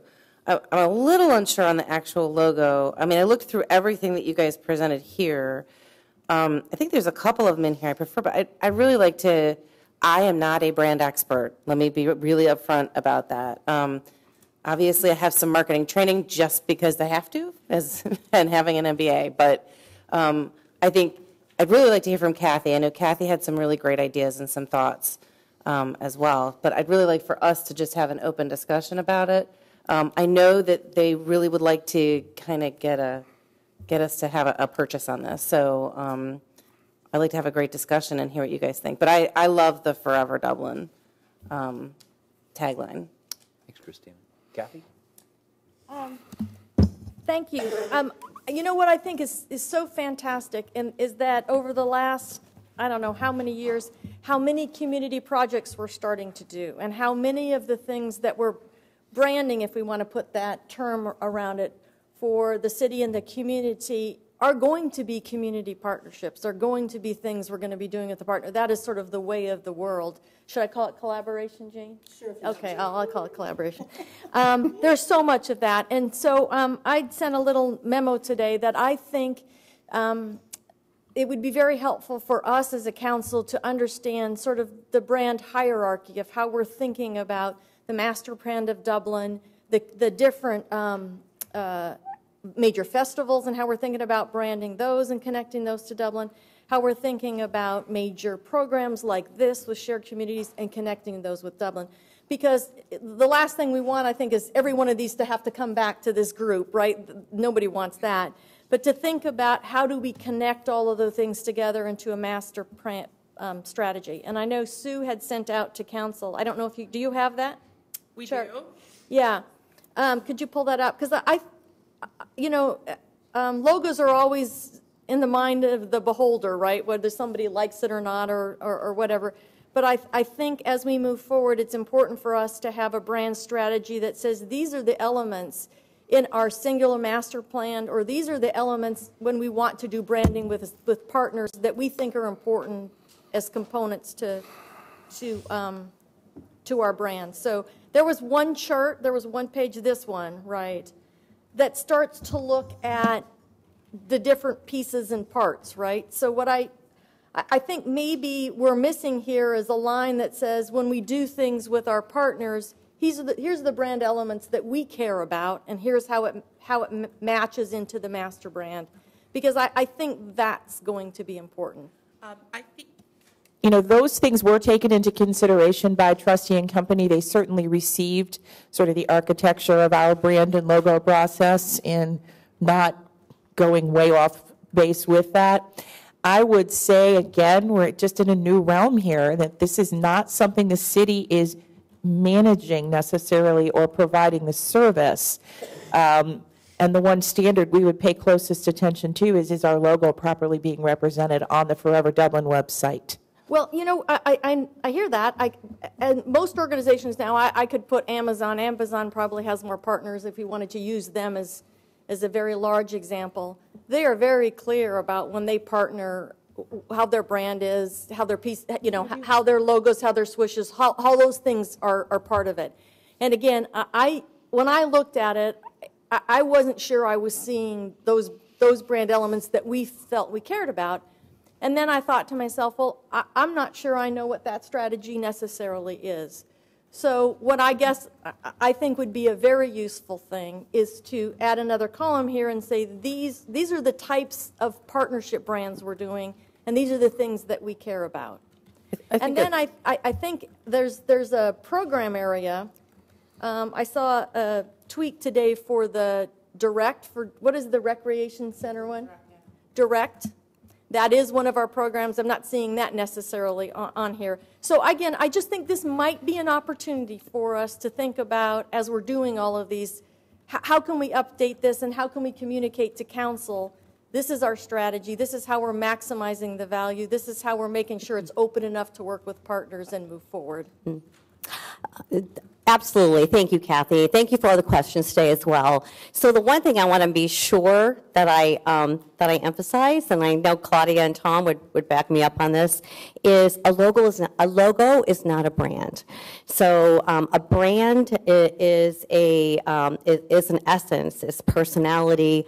There's positioning to all of that. The brand is the experience. So we have a very distinct brand, the City of Dublin. And one of the documents that we sent you today was our brand guidelines. And going through that, in fact, I'd be happy to at one of your committee meetings or whatnot, or at a council meeting, to really walk through the brand guidelines. It's a large document. There's a lot that went into it. We did a brand refresh in 2016. You all got that memo, I think last summer or fall, to really kind of walk through where we've evolved as a brand, and why it's Dublin, Ohio, USA, and it's not so attached to the Irish or faux Irish, which is really more of that destination branding that the Convention and Visitors Bureau does. So the logo or the brand that we're talking about tonight, we really did not see this as being a city brand. So it does not fall within our brand guidelines, as Christine has mentioned. So this is new territory. There are other community brands out there that we may be a partner with, but our logo is not part of that. Now, will our logo be part of all of the assets, meaning the website or any collateral, and so will the other partners? But does it need to be an element in the brand, or is it part of that brand's personality and brand positioning? If Claudia had the opportunity tonight, she would probably walk through that, because there was a whole science and process to that. So what you see up here is just really a snapshot. We did this really quick today to just address these, and you're right. What was the one we just talked about? Direct is not. Direct is a program. So you see all these up here are programs. You see the signature events. When we did a brand refresh 4 or 5 years ago, we made the deliberate decision to make sure that the Shamrock was included in these very, very more residential-based events. They had not been in the past. In fact, every year we reinvented that logo based on the theme. So these are now their annual brands, or not brands, or logos for these events. The Irish Festival has a completely separate identity and a separate brand that is very, very different than a city or government brand. And that is why they have a whole separate color palette, but their logo, our logo, is included on any of the marketing materials and all of that. And then the campaigns like FitBiz and Dublin Reality Check, they're campaigns. So a campaign could be short-lived or it could be long-lived. But whenever we do any kind of programming or we're developing a campaign, we have the brand team as part of that. Yeah, I guess I'd still ask, go back around, that I think because we are going to do more of these, for all of the reasons that you just said about the experience and the partnership, that we do think about, what are those guidelines? Because we are involved, it's back before us with the discussion. It does tie to our aging in place strategy initiatives. So I think it's essential, because we're going to continue to have that. And I think if we don't, we'll end up with a bit more brand soup than maybe is intentional. So again, that would be my request. I'm hearing pushback, but that would be my request. Kathy, no, I think Sue is saying that we do need to take a look at this. This is new territory for us. And we wanted this to be distinct, but complementary and represent us well, just like you said with Amazon and some of these other companies. So maybe there are some guidelines that we need to look at and say, as we move forward with other partnerships, what do we want to see and not want to see? And, exactly. And we went through this, and some of it subjectively. If you scroll up to some of the first ones we looked at, scroll up the other way. It's the other way. Oh, sure. The other left. Scrolling. There were some that we just didn't think aligned well with City of Dublin logo or brand, and then others that we thought fell more in line with that. So we continue to refine that. This one looks pretty Dublin-ish. And so we went through several iterations, and some of it was subjective. So maybe there's something we can capture from this and other processes that we could say these are our guidelines. Yeah, and this is happening more and more, so there are guidelines out there to help us do it. But again, I don't think you want to bring all these back to us, and I think we need to think about what are those standards of font, color, look, spacing, identity, feel, all of those things in a partnership brand. So, And when I looked at it, I was having trouble doing that because I don't have those guidelines, and that was my feeling, and I think Christina might be saying that same thing. I was having trouble necessarily seeing the Dublin-esque part of that particular design.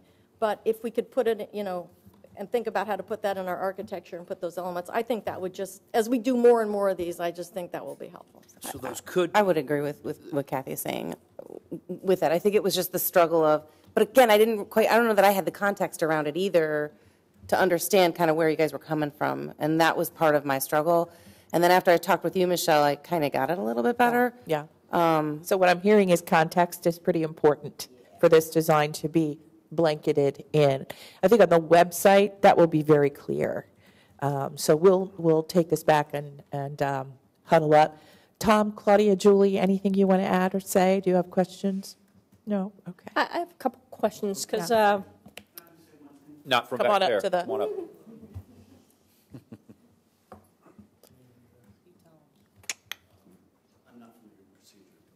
That's okay. Just your name and address. Thomas Trustee, 7268 Ackle Drive, Dublin, Ohio. Thank you. Welcome. I just wanted to say that you need to think a little bit more about the end user. This wasn't about the end user. This isn't about so much the city of Dublin, but it's about opening a dialogue with members of the community who would become volunteers or who are in need of volunteer services. And that's where we kind of directed this. We wanted to look and feel Dublin with the green. We wanted to look and feel contemporary and sharp, so it would be kind of cool and attractive. But we also wanted it to be something where the individual user thought about themselves, thought that it was about them. It wasn't about the political structure of the community, I guess. For me, we're here to make policy and not to get down into the weeds on these kind of things. We have experts here working on this. I mean, we have professionals that do this. So, and what I'm asking for is a policy that is exactly right. So we don't, these don't but I come heard back. her say that we have guidelines. We have those. Maybe those need to be shared with everybody. I guess maybe But that's it. And put in this within the framework of the Dublin brand. Yeah, that's what I'm saying. I'm agreeing with that, Mike, too. So we don't have to have this discussion again. Yeah, so that it can be done. But then you're in the danger of having everything look the same and everything just kind of blending together, and nothing stands out. Nobody pays any attention to anything. So I think if I could dissect this, I think we have two different issues. We have this forever that issue, and then we have maybe a bigger issue from higher up. That's this. How do we go through this process in the future? Does anybody have concern? Does anybody like the design? That's where I was going to go to. I mean, I like the it. design. Is there anybody that has a problem with this slide and this design for this purpose? No, I haven't had a chance to speak, but I think you've done a really good job with this. There's something internal about this interlocking circle thing that you guys worked out. We played off of the stylized infinity symbol. Exactly. The infinity symbol means forever, but it also looks like a pharmaceutical or cosmetic or anything. It's just too much of a cliche. So we tried to make it a little bit more modern. Yeah, I think you did a really nice job with this graphic. I really do. And I think for aging in place, it's perfect. You're hoping it goes on forever, whether it will or not. Probably not. But you will, John. You will. You will, yeah. So anyway, no, I think you did a really nice job. I'm just sort of surprised it didn't end up having a shamrock in the middle of the circle, in Dublin. I know, that was discussed as well. So maybe. Thank you, though. Nice work, well executed, well done. Thank you very much. Yep. Thank you all. Maybe there's some clarity to this partnership. So, and maybe this is where I didn't appreciate what's taking place here. So, who bought this logo? When you approved funding for aging in place initiatives, this was included in that funding when you approved that budget. So the city of Dublin is buying this logo. They are, but not providing the services, but they are providing this logo. Okay. And then we are contributing to the services through our pilot program funding. Correct. And then that has an expiration date, that funding, the trial. It's 1 year, correct. Yeah. Right. Mm-hmm. And then following that, there'll be decisions that have to be made. Either they'll find private sector partnerships that might fill that gap, or it might fill a portion of that gap with the balance left for the city to stand in that stead. A couple of things.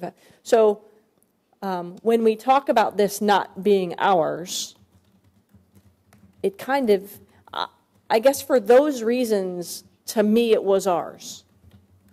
Well, it's ours for the community. I mean, we help fund Centero as well. But in and that's terms for of the our community, the marketing people that are and using our it. branding, right, this is, if we are buying the logo and we are partially funding the services for now and perhaps partially funding it for in perpetuity, it doesn't matter. I'm not a marketing person in any way, shape, or form, and that part doesn't matter to me. What I'm trying to do is provide clarity to say, who's going to own this space? You know, if Centero is going to own this logo, and we will have a shamrock somewhere on the web page for the Forever Dublin services. Sure. You know, just trying to, in my mind, I'm trying to iron out where is it that we fall. Vice Mayor Ambrose Grooms, you bring up an excellent point. And we're at a point in this phase, we don't know what we don't know. And we need numbers, we need data, we need information from this website, from this center, from all of our technology. And this will be a very fluid program into which we hope to fold many, many more partners. We're just literally teeing this up with the football kicking it off, and we've got to get it started somewhere.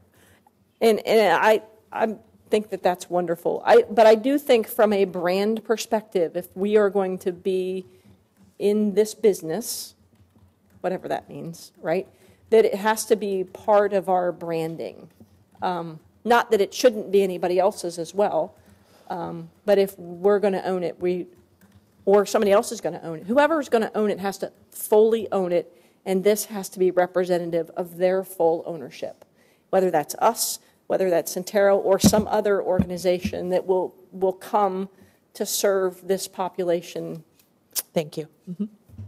I'd just like to add, the discussion is great in that with all the connectivity that we're having with all of these nonprofits, so frequently we're going to be participating in pilot programs and getting things off the ground. I think the most important item here is not necessarily the design of the logo. For me, the question is, there is a trust by our citizens that when the City of Dublin supports a project, they already know that it's going to be done well, right? So it's important that we come up with some sort of strategy guideline through communications that if Centero is going to display this logo on their site and their marketing materials, that there is a place that people can go to and automatically recognize that this was a project or place or a program that was supported by the City of Dublin.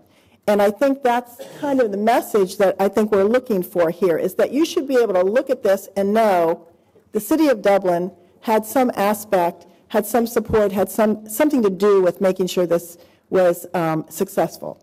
And I think that, as was mentioned before, we will make sure that as part of the joint website and anything else that goes out, that both Centero's logo and City of Dublin's logo is on there, right, and any other subsequent partners that we may bring into the fold. Right, and that's where the guidelines, even if like something gets off the ground, and I'll just say Shamrock, although I know we're not using that everywhere, but even if that were somewhere on the logo, until we're not involved anymore, and then it's removed. Do you know what I'm saying? We're sort of like the wings underneath it for a little bit, and people recognize and say, you know what, that's a City of Dublin.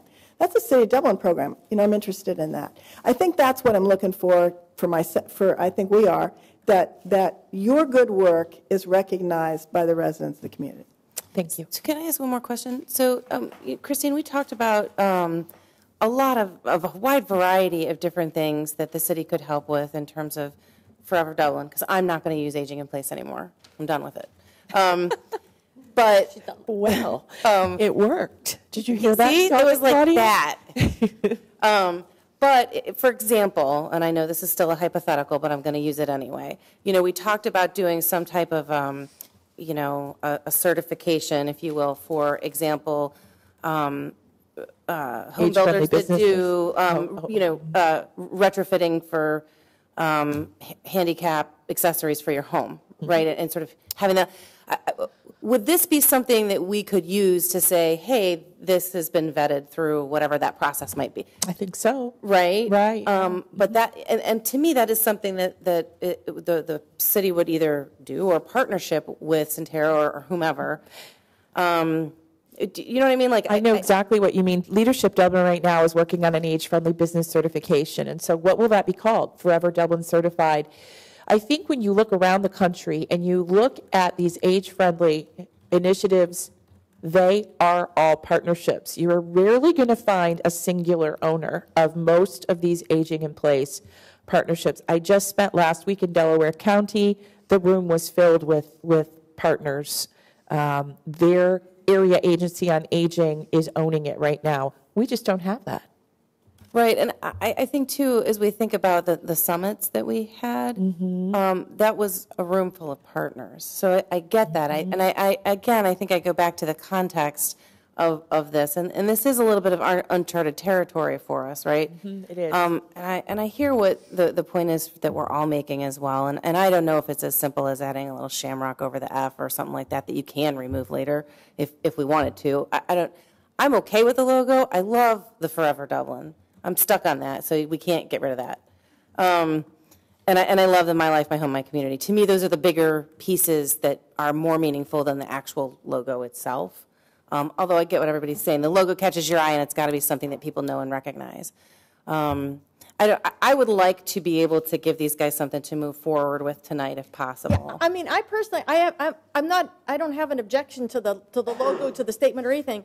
I'm just saying, to your very point, we're going to do more and more of this. Yep. And we need to make sure that somebody realizes this is their Dublin, that they do connect to it, that it is about, when we say Forever Dublin, it's their Dublin. This is not Dublin, California. And we talk about our rec center programs and we talk about those things.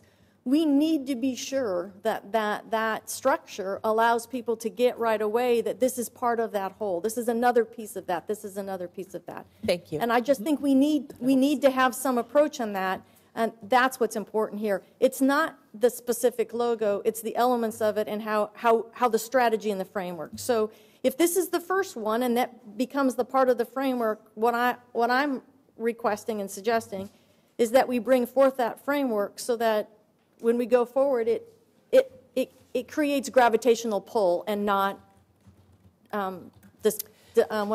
pieces and parts, if you will. I understand. Thank you. You know, I think when the city's symbol is on there, it does lend a degree of credibility. It gives that people have confidence if the city is supporting this, if the city's bought into this, if they're signing off on it, we're vouching for this.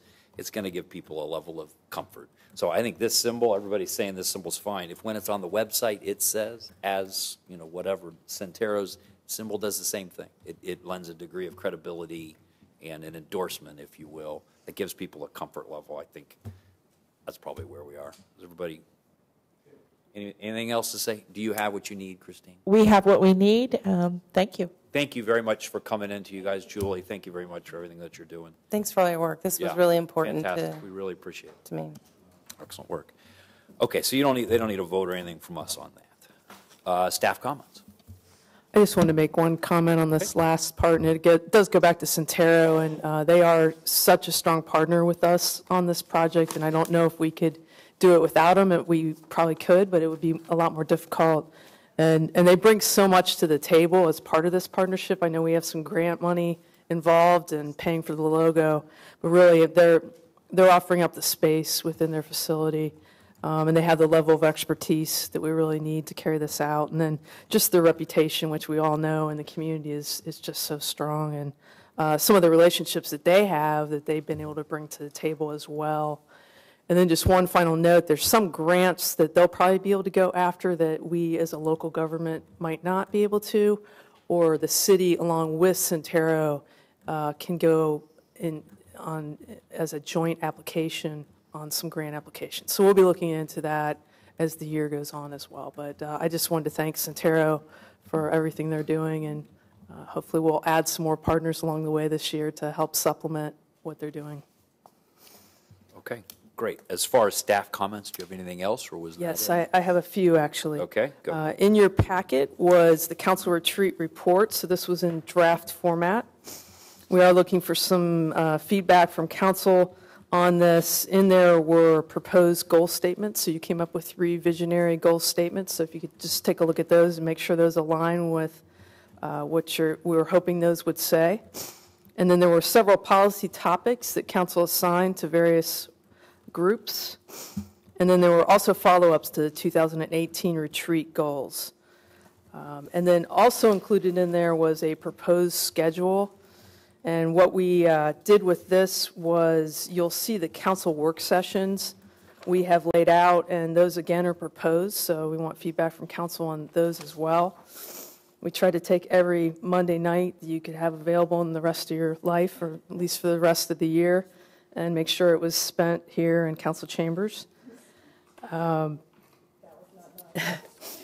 Also, as you look at some of these, for example, the visionary goals, you'll see that each one has several dates assigned to that.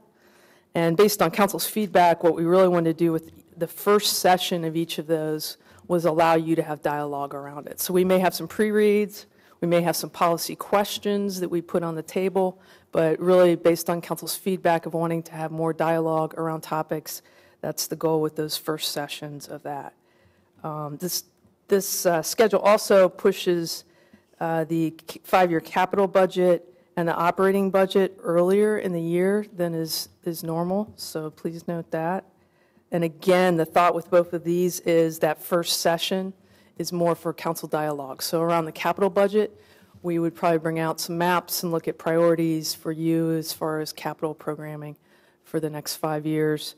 And then with operating budget, the same thought process of not really bringing to you the operating budget as we might propose it, but what are council's priorities that they want to see as part of that process. And then under the council committee section, we have not filled that in, but there were several topics that were policy topics that referred to council committees, so we wanted the chair working with the rest of the committees to look at that. And that is really that on that. Other than I did have a couple questions. I wanted to note that we do have a session scheduled April 1st, and I wanted to make sure council was comfortable with having an April 1st work session. We have one. I planned a little getaway, and I checked the calendar, and there was nothing on it, and then April 1st popped up. So I would prefer if we can make that a little later in the week, like a Thursday or Friday. Oh, no, not Friday. Wow. You've got something on Wednesday. Tuesday. What do we have Wednesday? It's blue. There's a committee meeting, but. No, we just have it plugged in case you. Oh. So we could move that meeting to Wednesday would work. I'll be back by then. It would be nice since it wasn't on the calendar earlier and now it is. If that would probably be helpful everyone else. because that's on the tail end of spring break and that's everybody's first day back in the office, which would be difficult to prepare for that meeting. If we could push that one to Wednesday, that would. To Wednesday, would that work? That would be great for me. I could do that. Sounds great. And then as far as timing for the council workshops, is everyone comfortable with 2.5, maybe 3 hours if we have more than one or two or three topics? Are you providing caffeine? Sure. Yeah. Caffeine and for those committee meetings, I know some committee meetings have the ability to meet in daytime hours. I would like to, if some of those were possible, some of those, so that we're not here 2 evenings every week. If we could move any of those over a lunch hour kind of thing. And I think that's totally up to the individual committees to figure out scheduling for those and come back to us, and we'll make sure they're programmed into the calendar.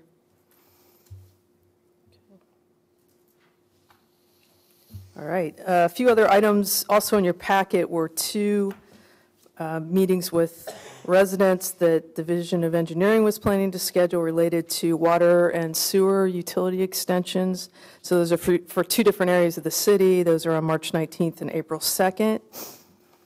We just realized today, too, this is not in your packet, but Matt Ehrman brought forward to me the opportunity that we could meet with the residents related to the North Pool also on April 2nd.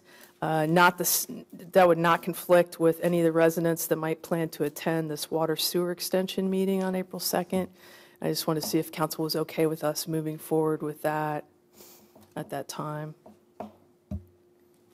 I would think the folks coming to the North Pool conversation would be, Totally different group. yeah. Completely different. Okay. Yep. Thank you. You're not expecting council participation in that necessarily, are you? In that conversation? You're always welcome. Yeah. But you, Welcome to any of those. okay. Yeah. And then the final item I had was also in your packet was a save the date for an evening of gratitude. And this is an event. This is the first time that we would plan this, and we wanted to get any feedback from council on this. This is really to recognize the contributions of our volunteers, especially those that have contributed regular and sustained hours as part of a lot of our different programs. So we would expect a crowd of 250 or more and hold this at the Exchange. So hope that council could participate in that. I want to get any feedback you have on that. Would we incorporate, we used to do a thank you to outgoing members of boards and commissions. We would incorporate that into this event? That's the intent, is also to recognize them as well. I think that would be a very nice thing, because Great we idea. haven't done that in Long time. a number of years. So. Perfect. I'm sure you will. My budget. Oh, it is. Me budget, Sue budget. October 29th in the evening, 6 to 8 p.m. We'll make sure that gets on your calendar. And that's all I have. Thank you. Thanks, Michelle. Committee reports, P&Z, Jane? Admin, Chris? Our heavy lifting is, we're on the last, if it's what is squat and pull, whatever that big lift is, we're on the downhill slide. We have a couple things outstanding, obviously. Can we put in board pack for our next meeting that summary, since we've already been The retreat meeting thing, for, we've already been meeting for an excess of Put 4 that in hours. that packet Put the next time. retreat summary back in our packet for next time. Maybe we can have some more meaningful dialogue on that. That would be very helpful, so that we can start assigning those, or we can start locking in the dates on the calendar and matching them up with the tasks on that summary. So we have a lot of work to do to get those out. Maybe you guys could take a pass at doing that and bring us that schedule. We can. That would be wonderful. And then we have a couple outstanding items. So hopefully that will wrap up the retreat portion, and then we will move into the activity phase of it, of accomplishing the goals that we set at the retreat. So the goal portion will be complete once we push those dates on the calendar, and then we can start the execution of those goals. The other piece that we're missing from an admin committee perspective is summaries from both Dana and Ann about goals for 2019 and the things that they heard at the evaluation process. And so once we get the retreat portion finished and the evaluation portion finished, our heavy lift from admin will be over, and we will start in the execution phase. So we'll look forward for those things from Nancy and Dana, and can continue to move forward. Is that it? That's it. Thanks, Chris. Community development, John, you guys have been working. Yeah, no, I don't think we have anything right now planned, so I think we've done our job. So. Yep. Finance, Mike? Just the outstanding item in terms of the hotel and motel tax policy discussion. I don't know if it's been scheduled or it's on the agenda or in a work session. Yeah, it'll just fall in line with all of the other policies that are getting assigned to the different committees. But it won't be just one meeting. This will be a separate meeting for hotel motel. We'll have a standalone finance committee meeting. So any idea? You're thinking May, June, July? Be one of these blue dots. I know. I was just trying to get an idea of which blue dot. No, we'll want it early enough so that we can incorporate the feedback into the operating budget. Operating, good. It's not necessarily as important for the CIP discussion. Very good. Okay, thank you. Nothing else. Is that it, Mike? Public Services Committee, Christina? Not yet, not until we get those meetings hammered out. Central Ohio Transit Authority, Kathy? Dublin Friendship Association, Christina? We meet tomorrow. Warpsy, Chris? The hot topic is going to be the gas tax, and it's going to be we will either fund our roads, or our roads will go unfunded and deteriorate. I think that it is incumbent upon us to continue to push, and I am not a tax person, I don't believe, but this is a use tax.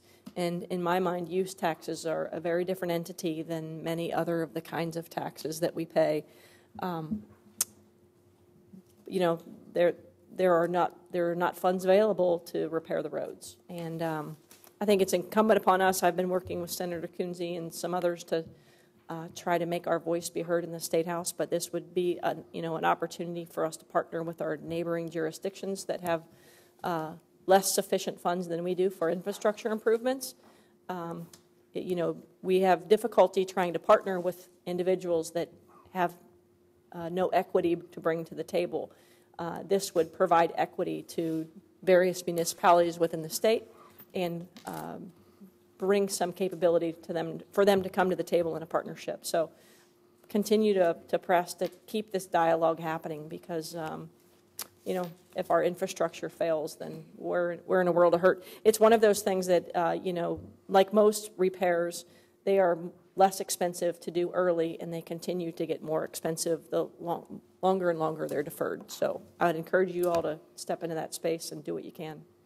I might add to that, Chris, that one part of that funding package, of course, is increased amount for public transportation and technology around public transportation. So you've got to fix the problem, then you also have to advance the problem, right? And so there's some additional funding there, and I know that's under debate and discussion as well. But the House put forward a package that was significantly greater than funding that had been across the state for public transportation and for technology around it. So I think that's an important thing to push for because we have to advance it or we'll find ourselves in the same place again. So and there's a move afoot to have it be zero coming out of the Senate, that it could be absolutely nothing. So 10 cents came out of the House and it could go to zero in a heartbeat. So that it? That's all. Sorry. Logan Union Champaign County Regional Planning Commission. Kathy. Nothing, and the 33 we haven't met later this month. Dublin Arts Council. John? Don't forget the garden party, the big fundraiser. Be there. Great night. Thanks, John. Christina, Board of Education? Nothing this time. My friend Eric Richter. Anything, Mr. Richter, for the good of the order? Dublin Bridges Liaison. Jane? We'll be meeting soon, but not yet. Okay. We will stay with you for Council Roundtable.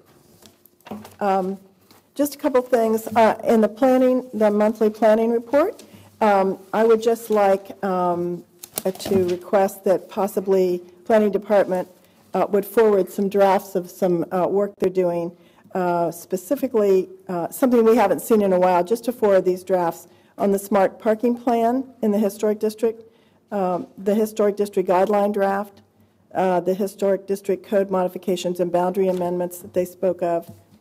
There's a mobility plan, and there was a mention of a Monterey project. Those were all on the long-range planning report, the monthly planning report, and I, just for informational purposes, would like to see those, so if it wouldn't be too much trouble to ask those to be forwarded to council just for review. Secondly, quickly, Sue, I saw in your communications outlook, where is she? There she is. That great page on community engagements with city council and city manager. I really like seeing that. But what I noticed about it was that it was primarily a lot of, we do see the community a lot, but it was primarily council meetings, commission meetings, and daily business kinds of things. And one of the things that I would ask council support is that I would like to be able to bring back some strategies, some opportunities that council might be able to have a little bit more face-to-face communication, and I think of ways that council might have a column in the Dublin Life, or ways that the city kind of sees council speaking to them in a little bit more personal way. And so what I'd like to do is spend a little time talking to city manager, and Dana and I have talked about this, bringing back some ideas and some strategies just to talk about at a work session, that maybe we can bring some awareness about city council's work and their thoughts, their objectives for the city, this council's kind of personality and what they're looking forward to with their retreat and that sort of thing. And I think that was one of the follow-up items that came out of the 2018 goals during this retreat that you mentioned. So we have that noted. Our entire management team's getting together tomorrow to talk about how to move forward with all of the visionary goal items and the policy items and everything that came out of the follow-ups to 2018. So we'll have someone assigned to work on that. That's great. Yeah, we'll just keep in contact with that. And I just, because I know I was going to meet with Nancy, just to kind of have the conversation about how we can bring some of those things forward and then bring it back to council. Thanks, Michelle. Is that it, Jane? Yes. Thank you. Kathy? Thank you. Congratulations and thank you to the staff for a great state of the city. I had an opportunity to speak with several people afterwards, and not only is it always particularly incredibly professionally done, the communications team, thank you for that. It's always fantastic. But what I heard from staff, what I heard from residents were, gee, there's a lot going on. Gee, there's a lot going on. Gee, there's, and so it's good for them to see the progress across all vectors, right? And so that was wonderful. Thank you. And for the parade, whoever came up with the golf cart and the candy approach, kudos. That saved us all 3 or 4 sprints, so I thank that very much. And whoever planned the weather, kudos to. That was good. It was fun at the State of the City. Everybody got a water bottle with directions about how to use the Go Dublin app, right? So I tried it, and it worked really well. So I went out and put a pothole request in. And I immediately got a service request back. It worked really well. Downloaded the app, easy enough.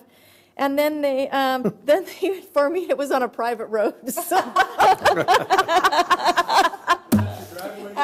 that was it. That was it, Mike, right there. Woo. That's funny. You just said it. Yeah, that was cute. But it works. It works really well. But what asked for? I encourage residents to try it because it really is an easy way. And you'll talk to people and say, well, how do I put this request in and that request in? And although the website is clear, this is just how we all operate now. This is the way of the world. And it really worked slick. And then they closed it on me right after they told me they weren't going to fix it. But it was good. It was good.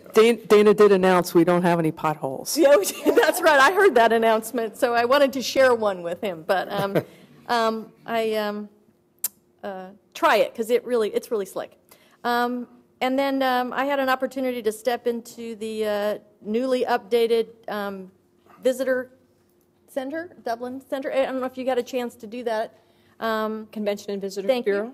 I was having a mental moment. Thank you very much. For you. I was so excited over the pothole fixing thing. Anyway, and Scott shared. It was interesting if you go into the new center now. It's quite interactive. It's very cool. And one of the things that I didn't know, Scott shared that a fair number, actually quite a few, Dublin residents go in there and check things out.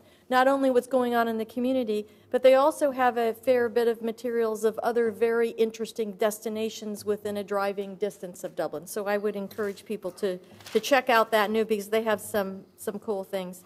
And then finally, thank you to Angel and the team for the summary level financials. I think as much as we loved reading all 500 pages, I appreciate this. And because anytime you give us a graph, we might want to ask for another one, right? So I think the year-to-date summaries are quite good. I also think it would be nice to have year-over-year summaries for some of those, just because it helps us put it into perspective. So I think they really, I found them very useful. I think being able to add some year-over-year stuff as well, I think that would be fantastic. And if on the graph on the investment summary, if we can put that return in there, that'd be great too. But thank you. I appreciate the return that. as I noted on that graph on a quarterly basis. Oh, you're going to do it on a quarterly. That's perfect. Right, because okay. we get our interest payments sporadically, so to look at it any more frequently is not. No, that's great. But thank you for doing that. Appreciate it. Thank you. Thanks, Kathy. John? Irish Parade, very professional again. I think all the exhibits are very interesting. I think we've done a good job over the years sort of weeding out the boring advertisement types of vehicles and trying to keep all the exhibitors in some kind of Irish synergy. So it really was a nice parade. I thought well done.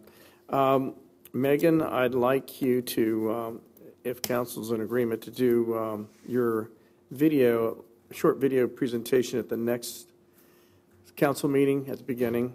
We've talked about this since last November. She's got sort of a neat graphic showing the bridge being built and the bridge being put together and the complexities, which she's gone through a lot of very complex scenarios on the cables on the 5 people who are involved in trying to fix this, from Italy to Germany to California to New York. Very complicated project, well executed. I don't think anybody really has any kind of understanding of how much effort and time you put into this to make this bridge happen for our people.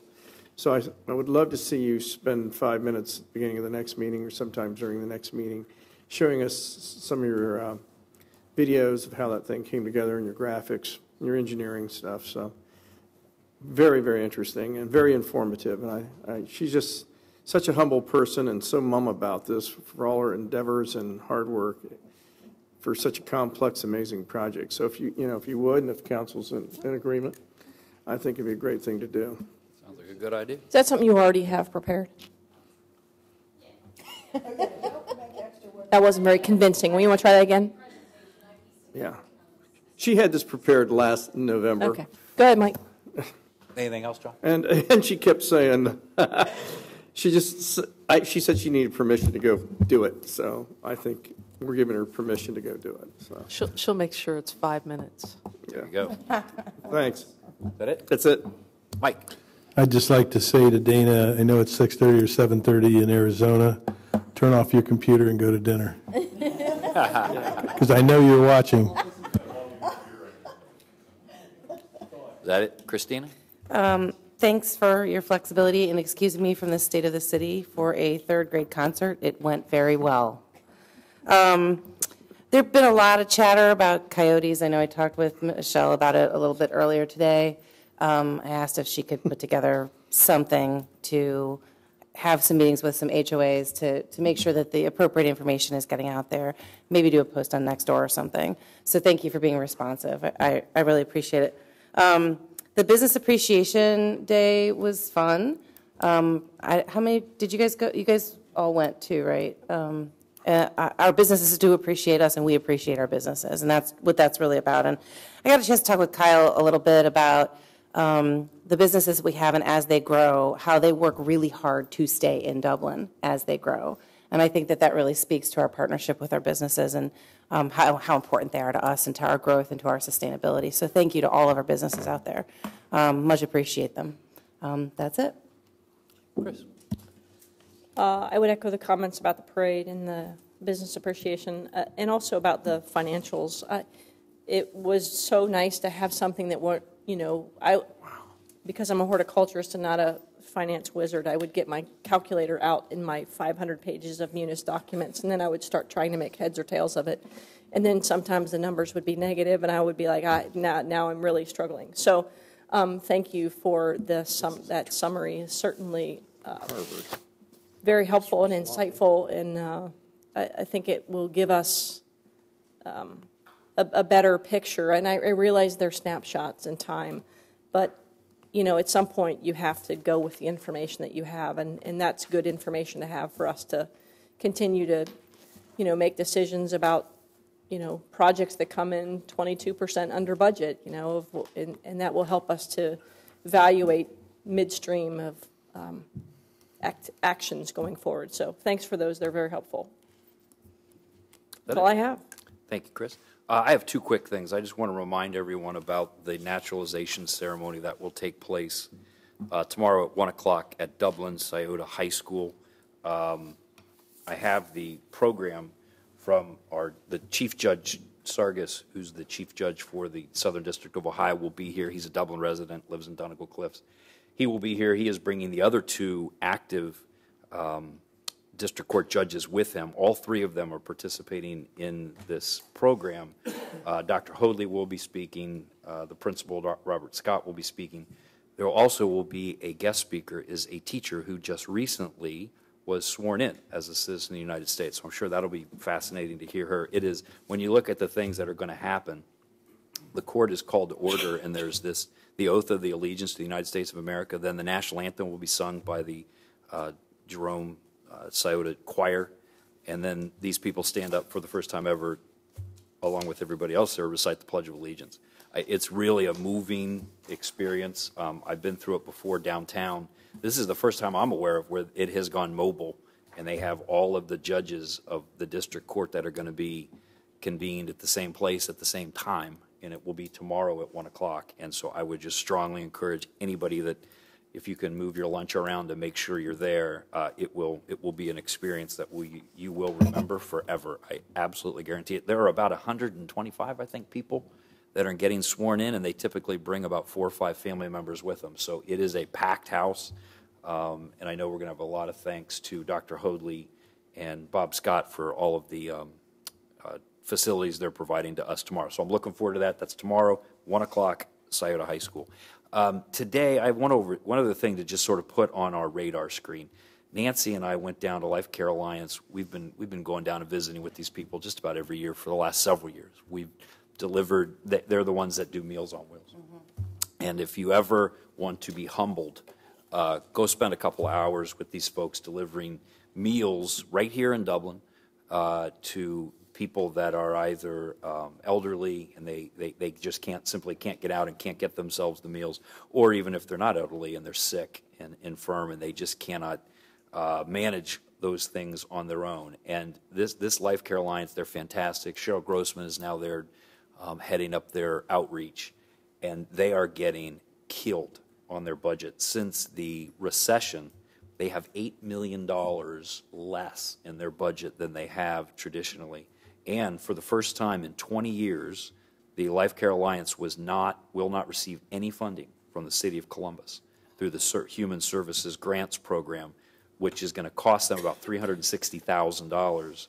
And the people that are getting hit by that are people under 60 who need these services because they're sick. Because the federal money that comes through can only be used for clients that are over 60 years old.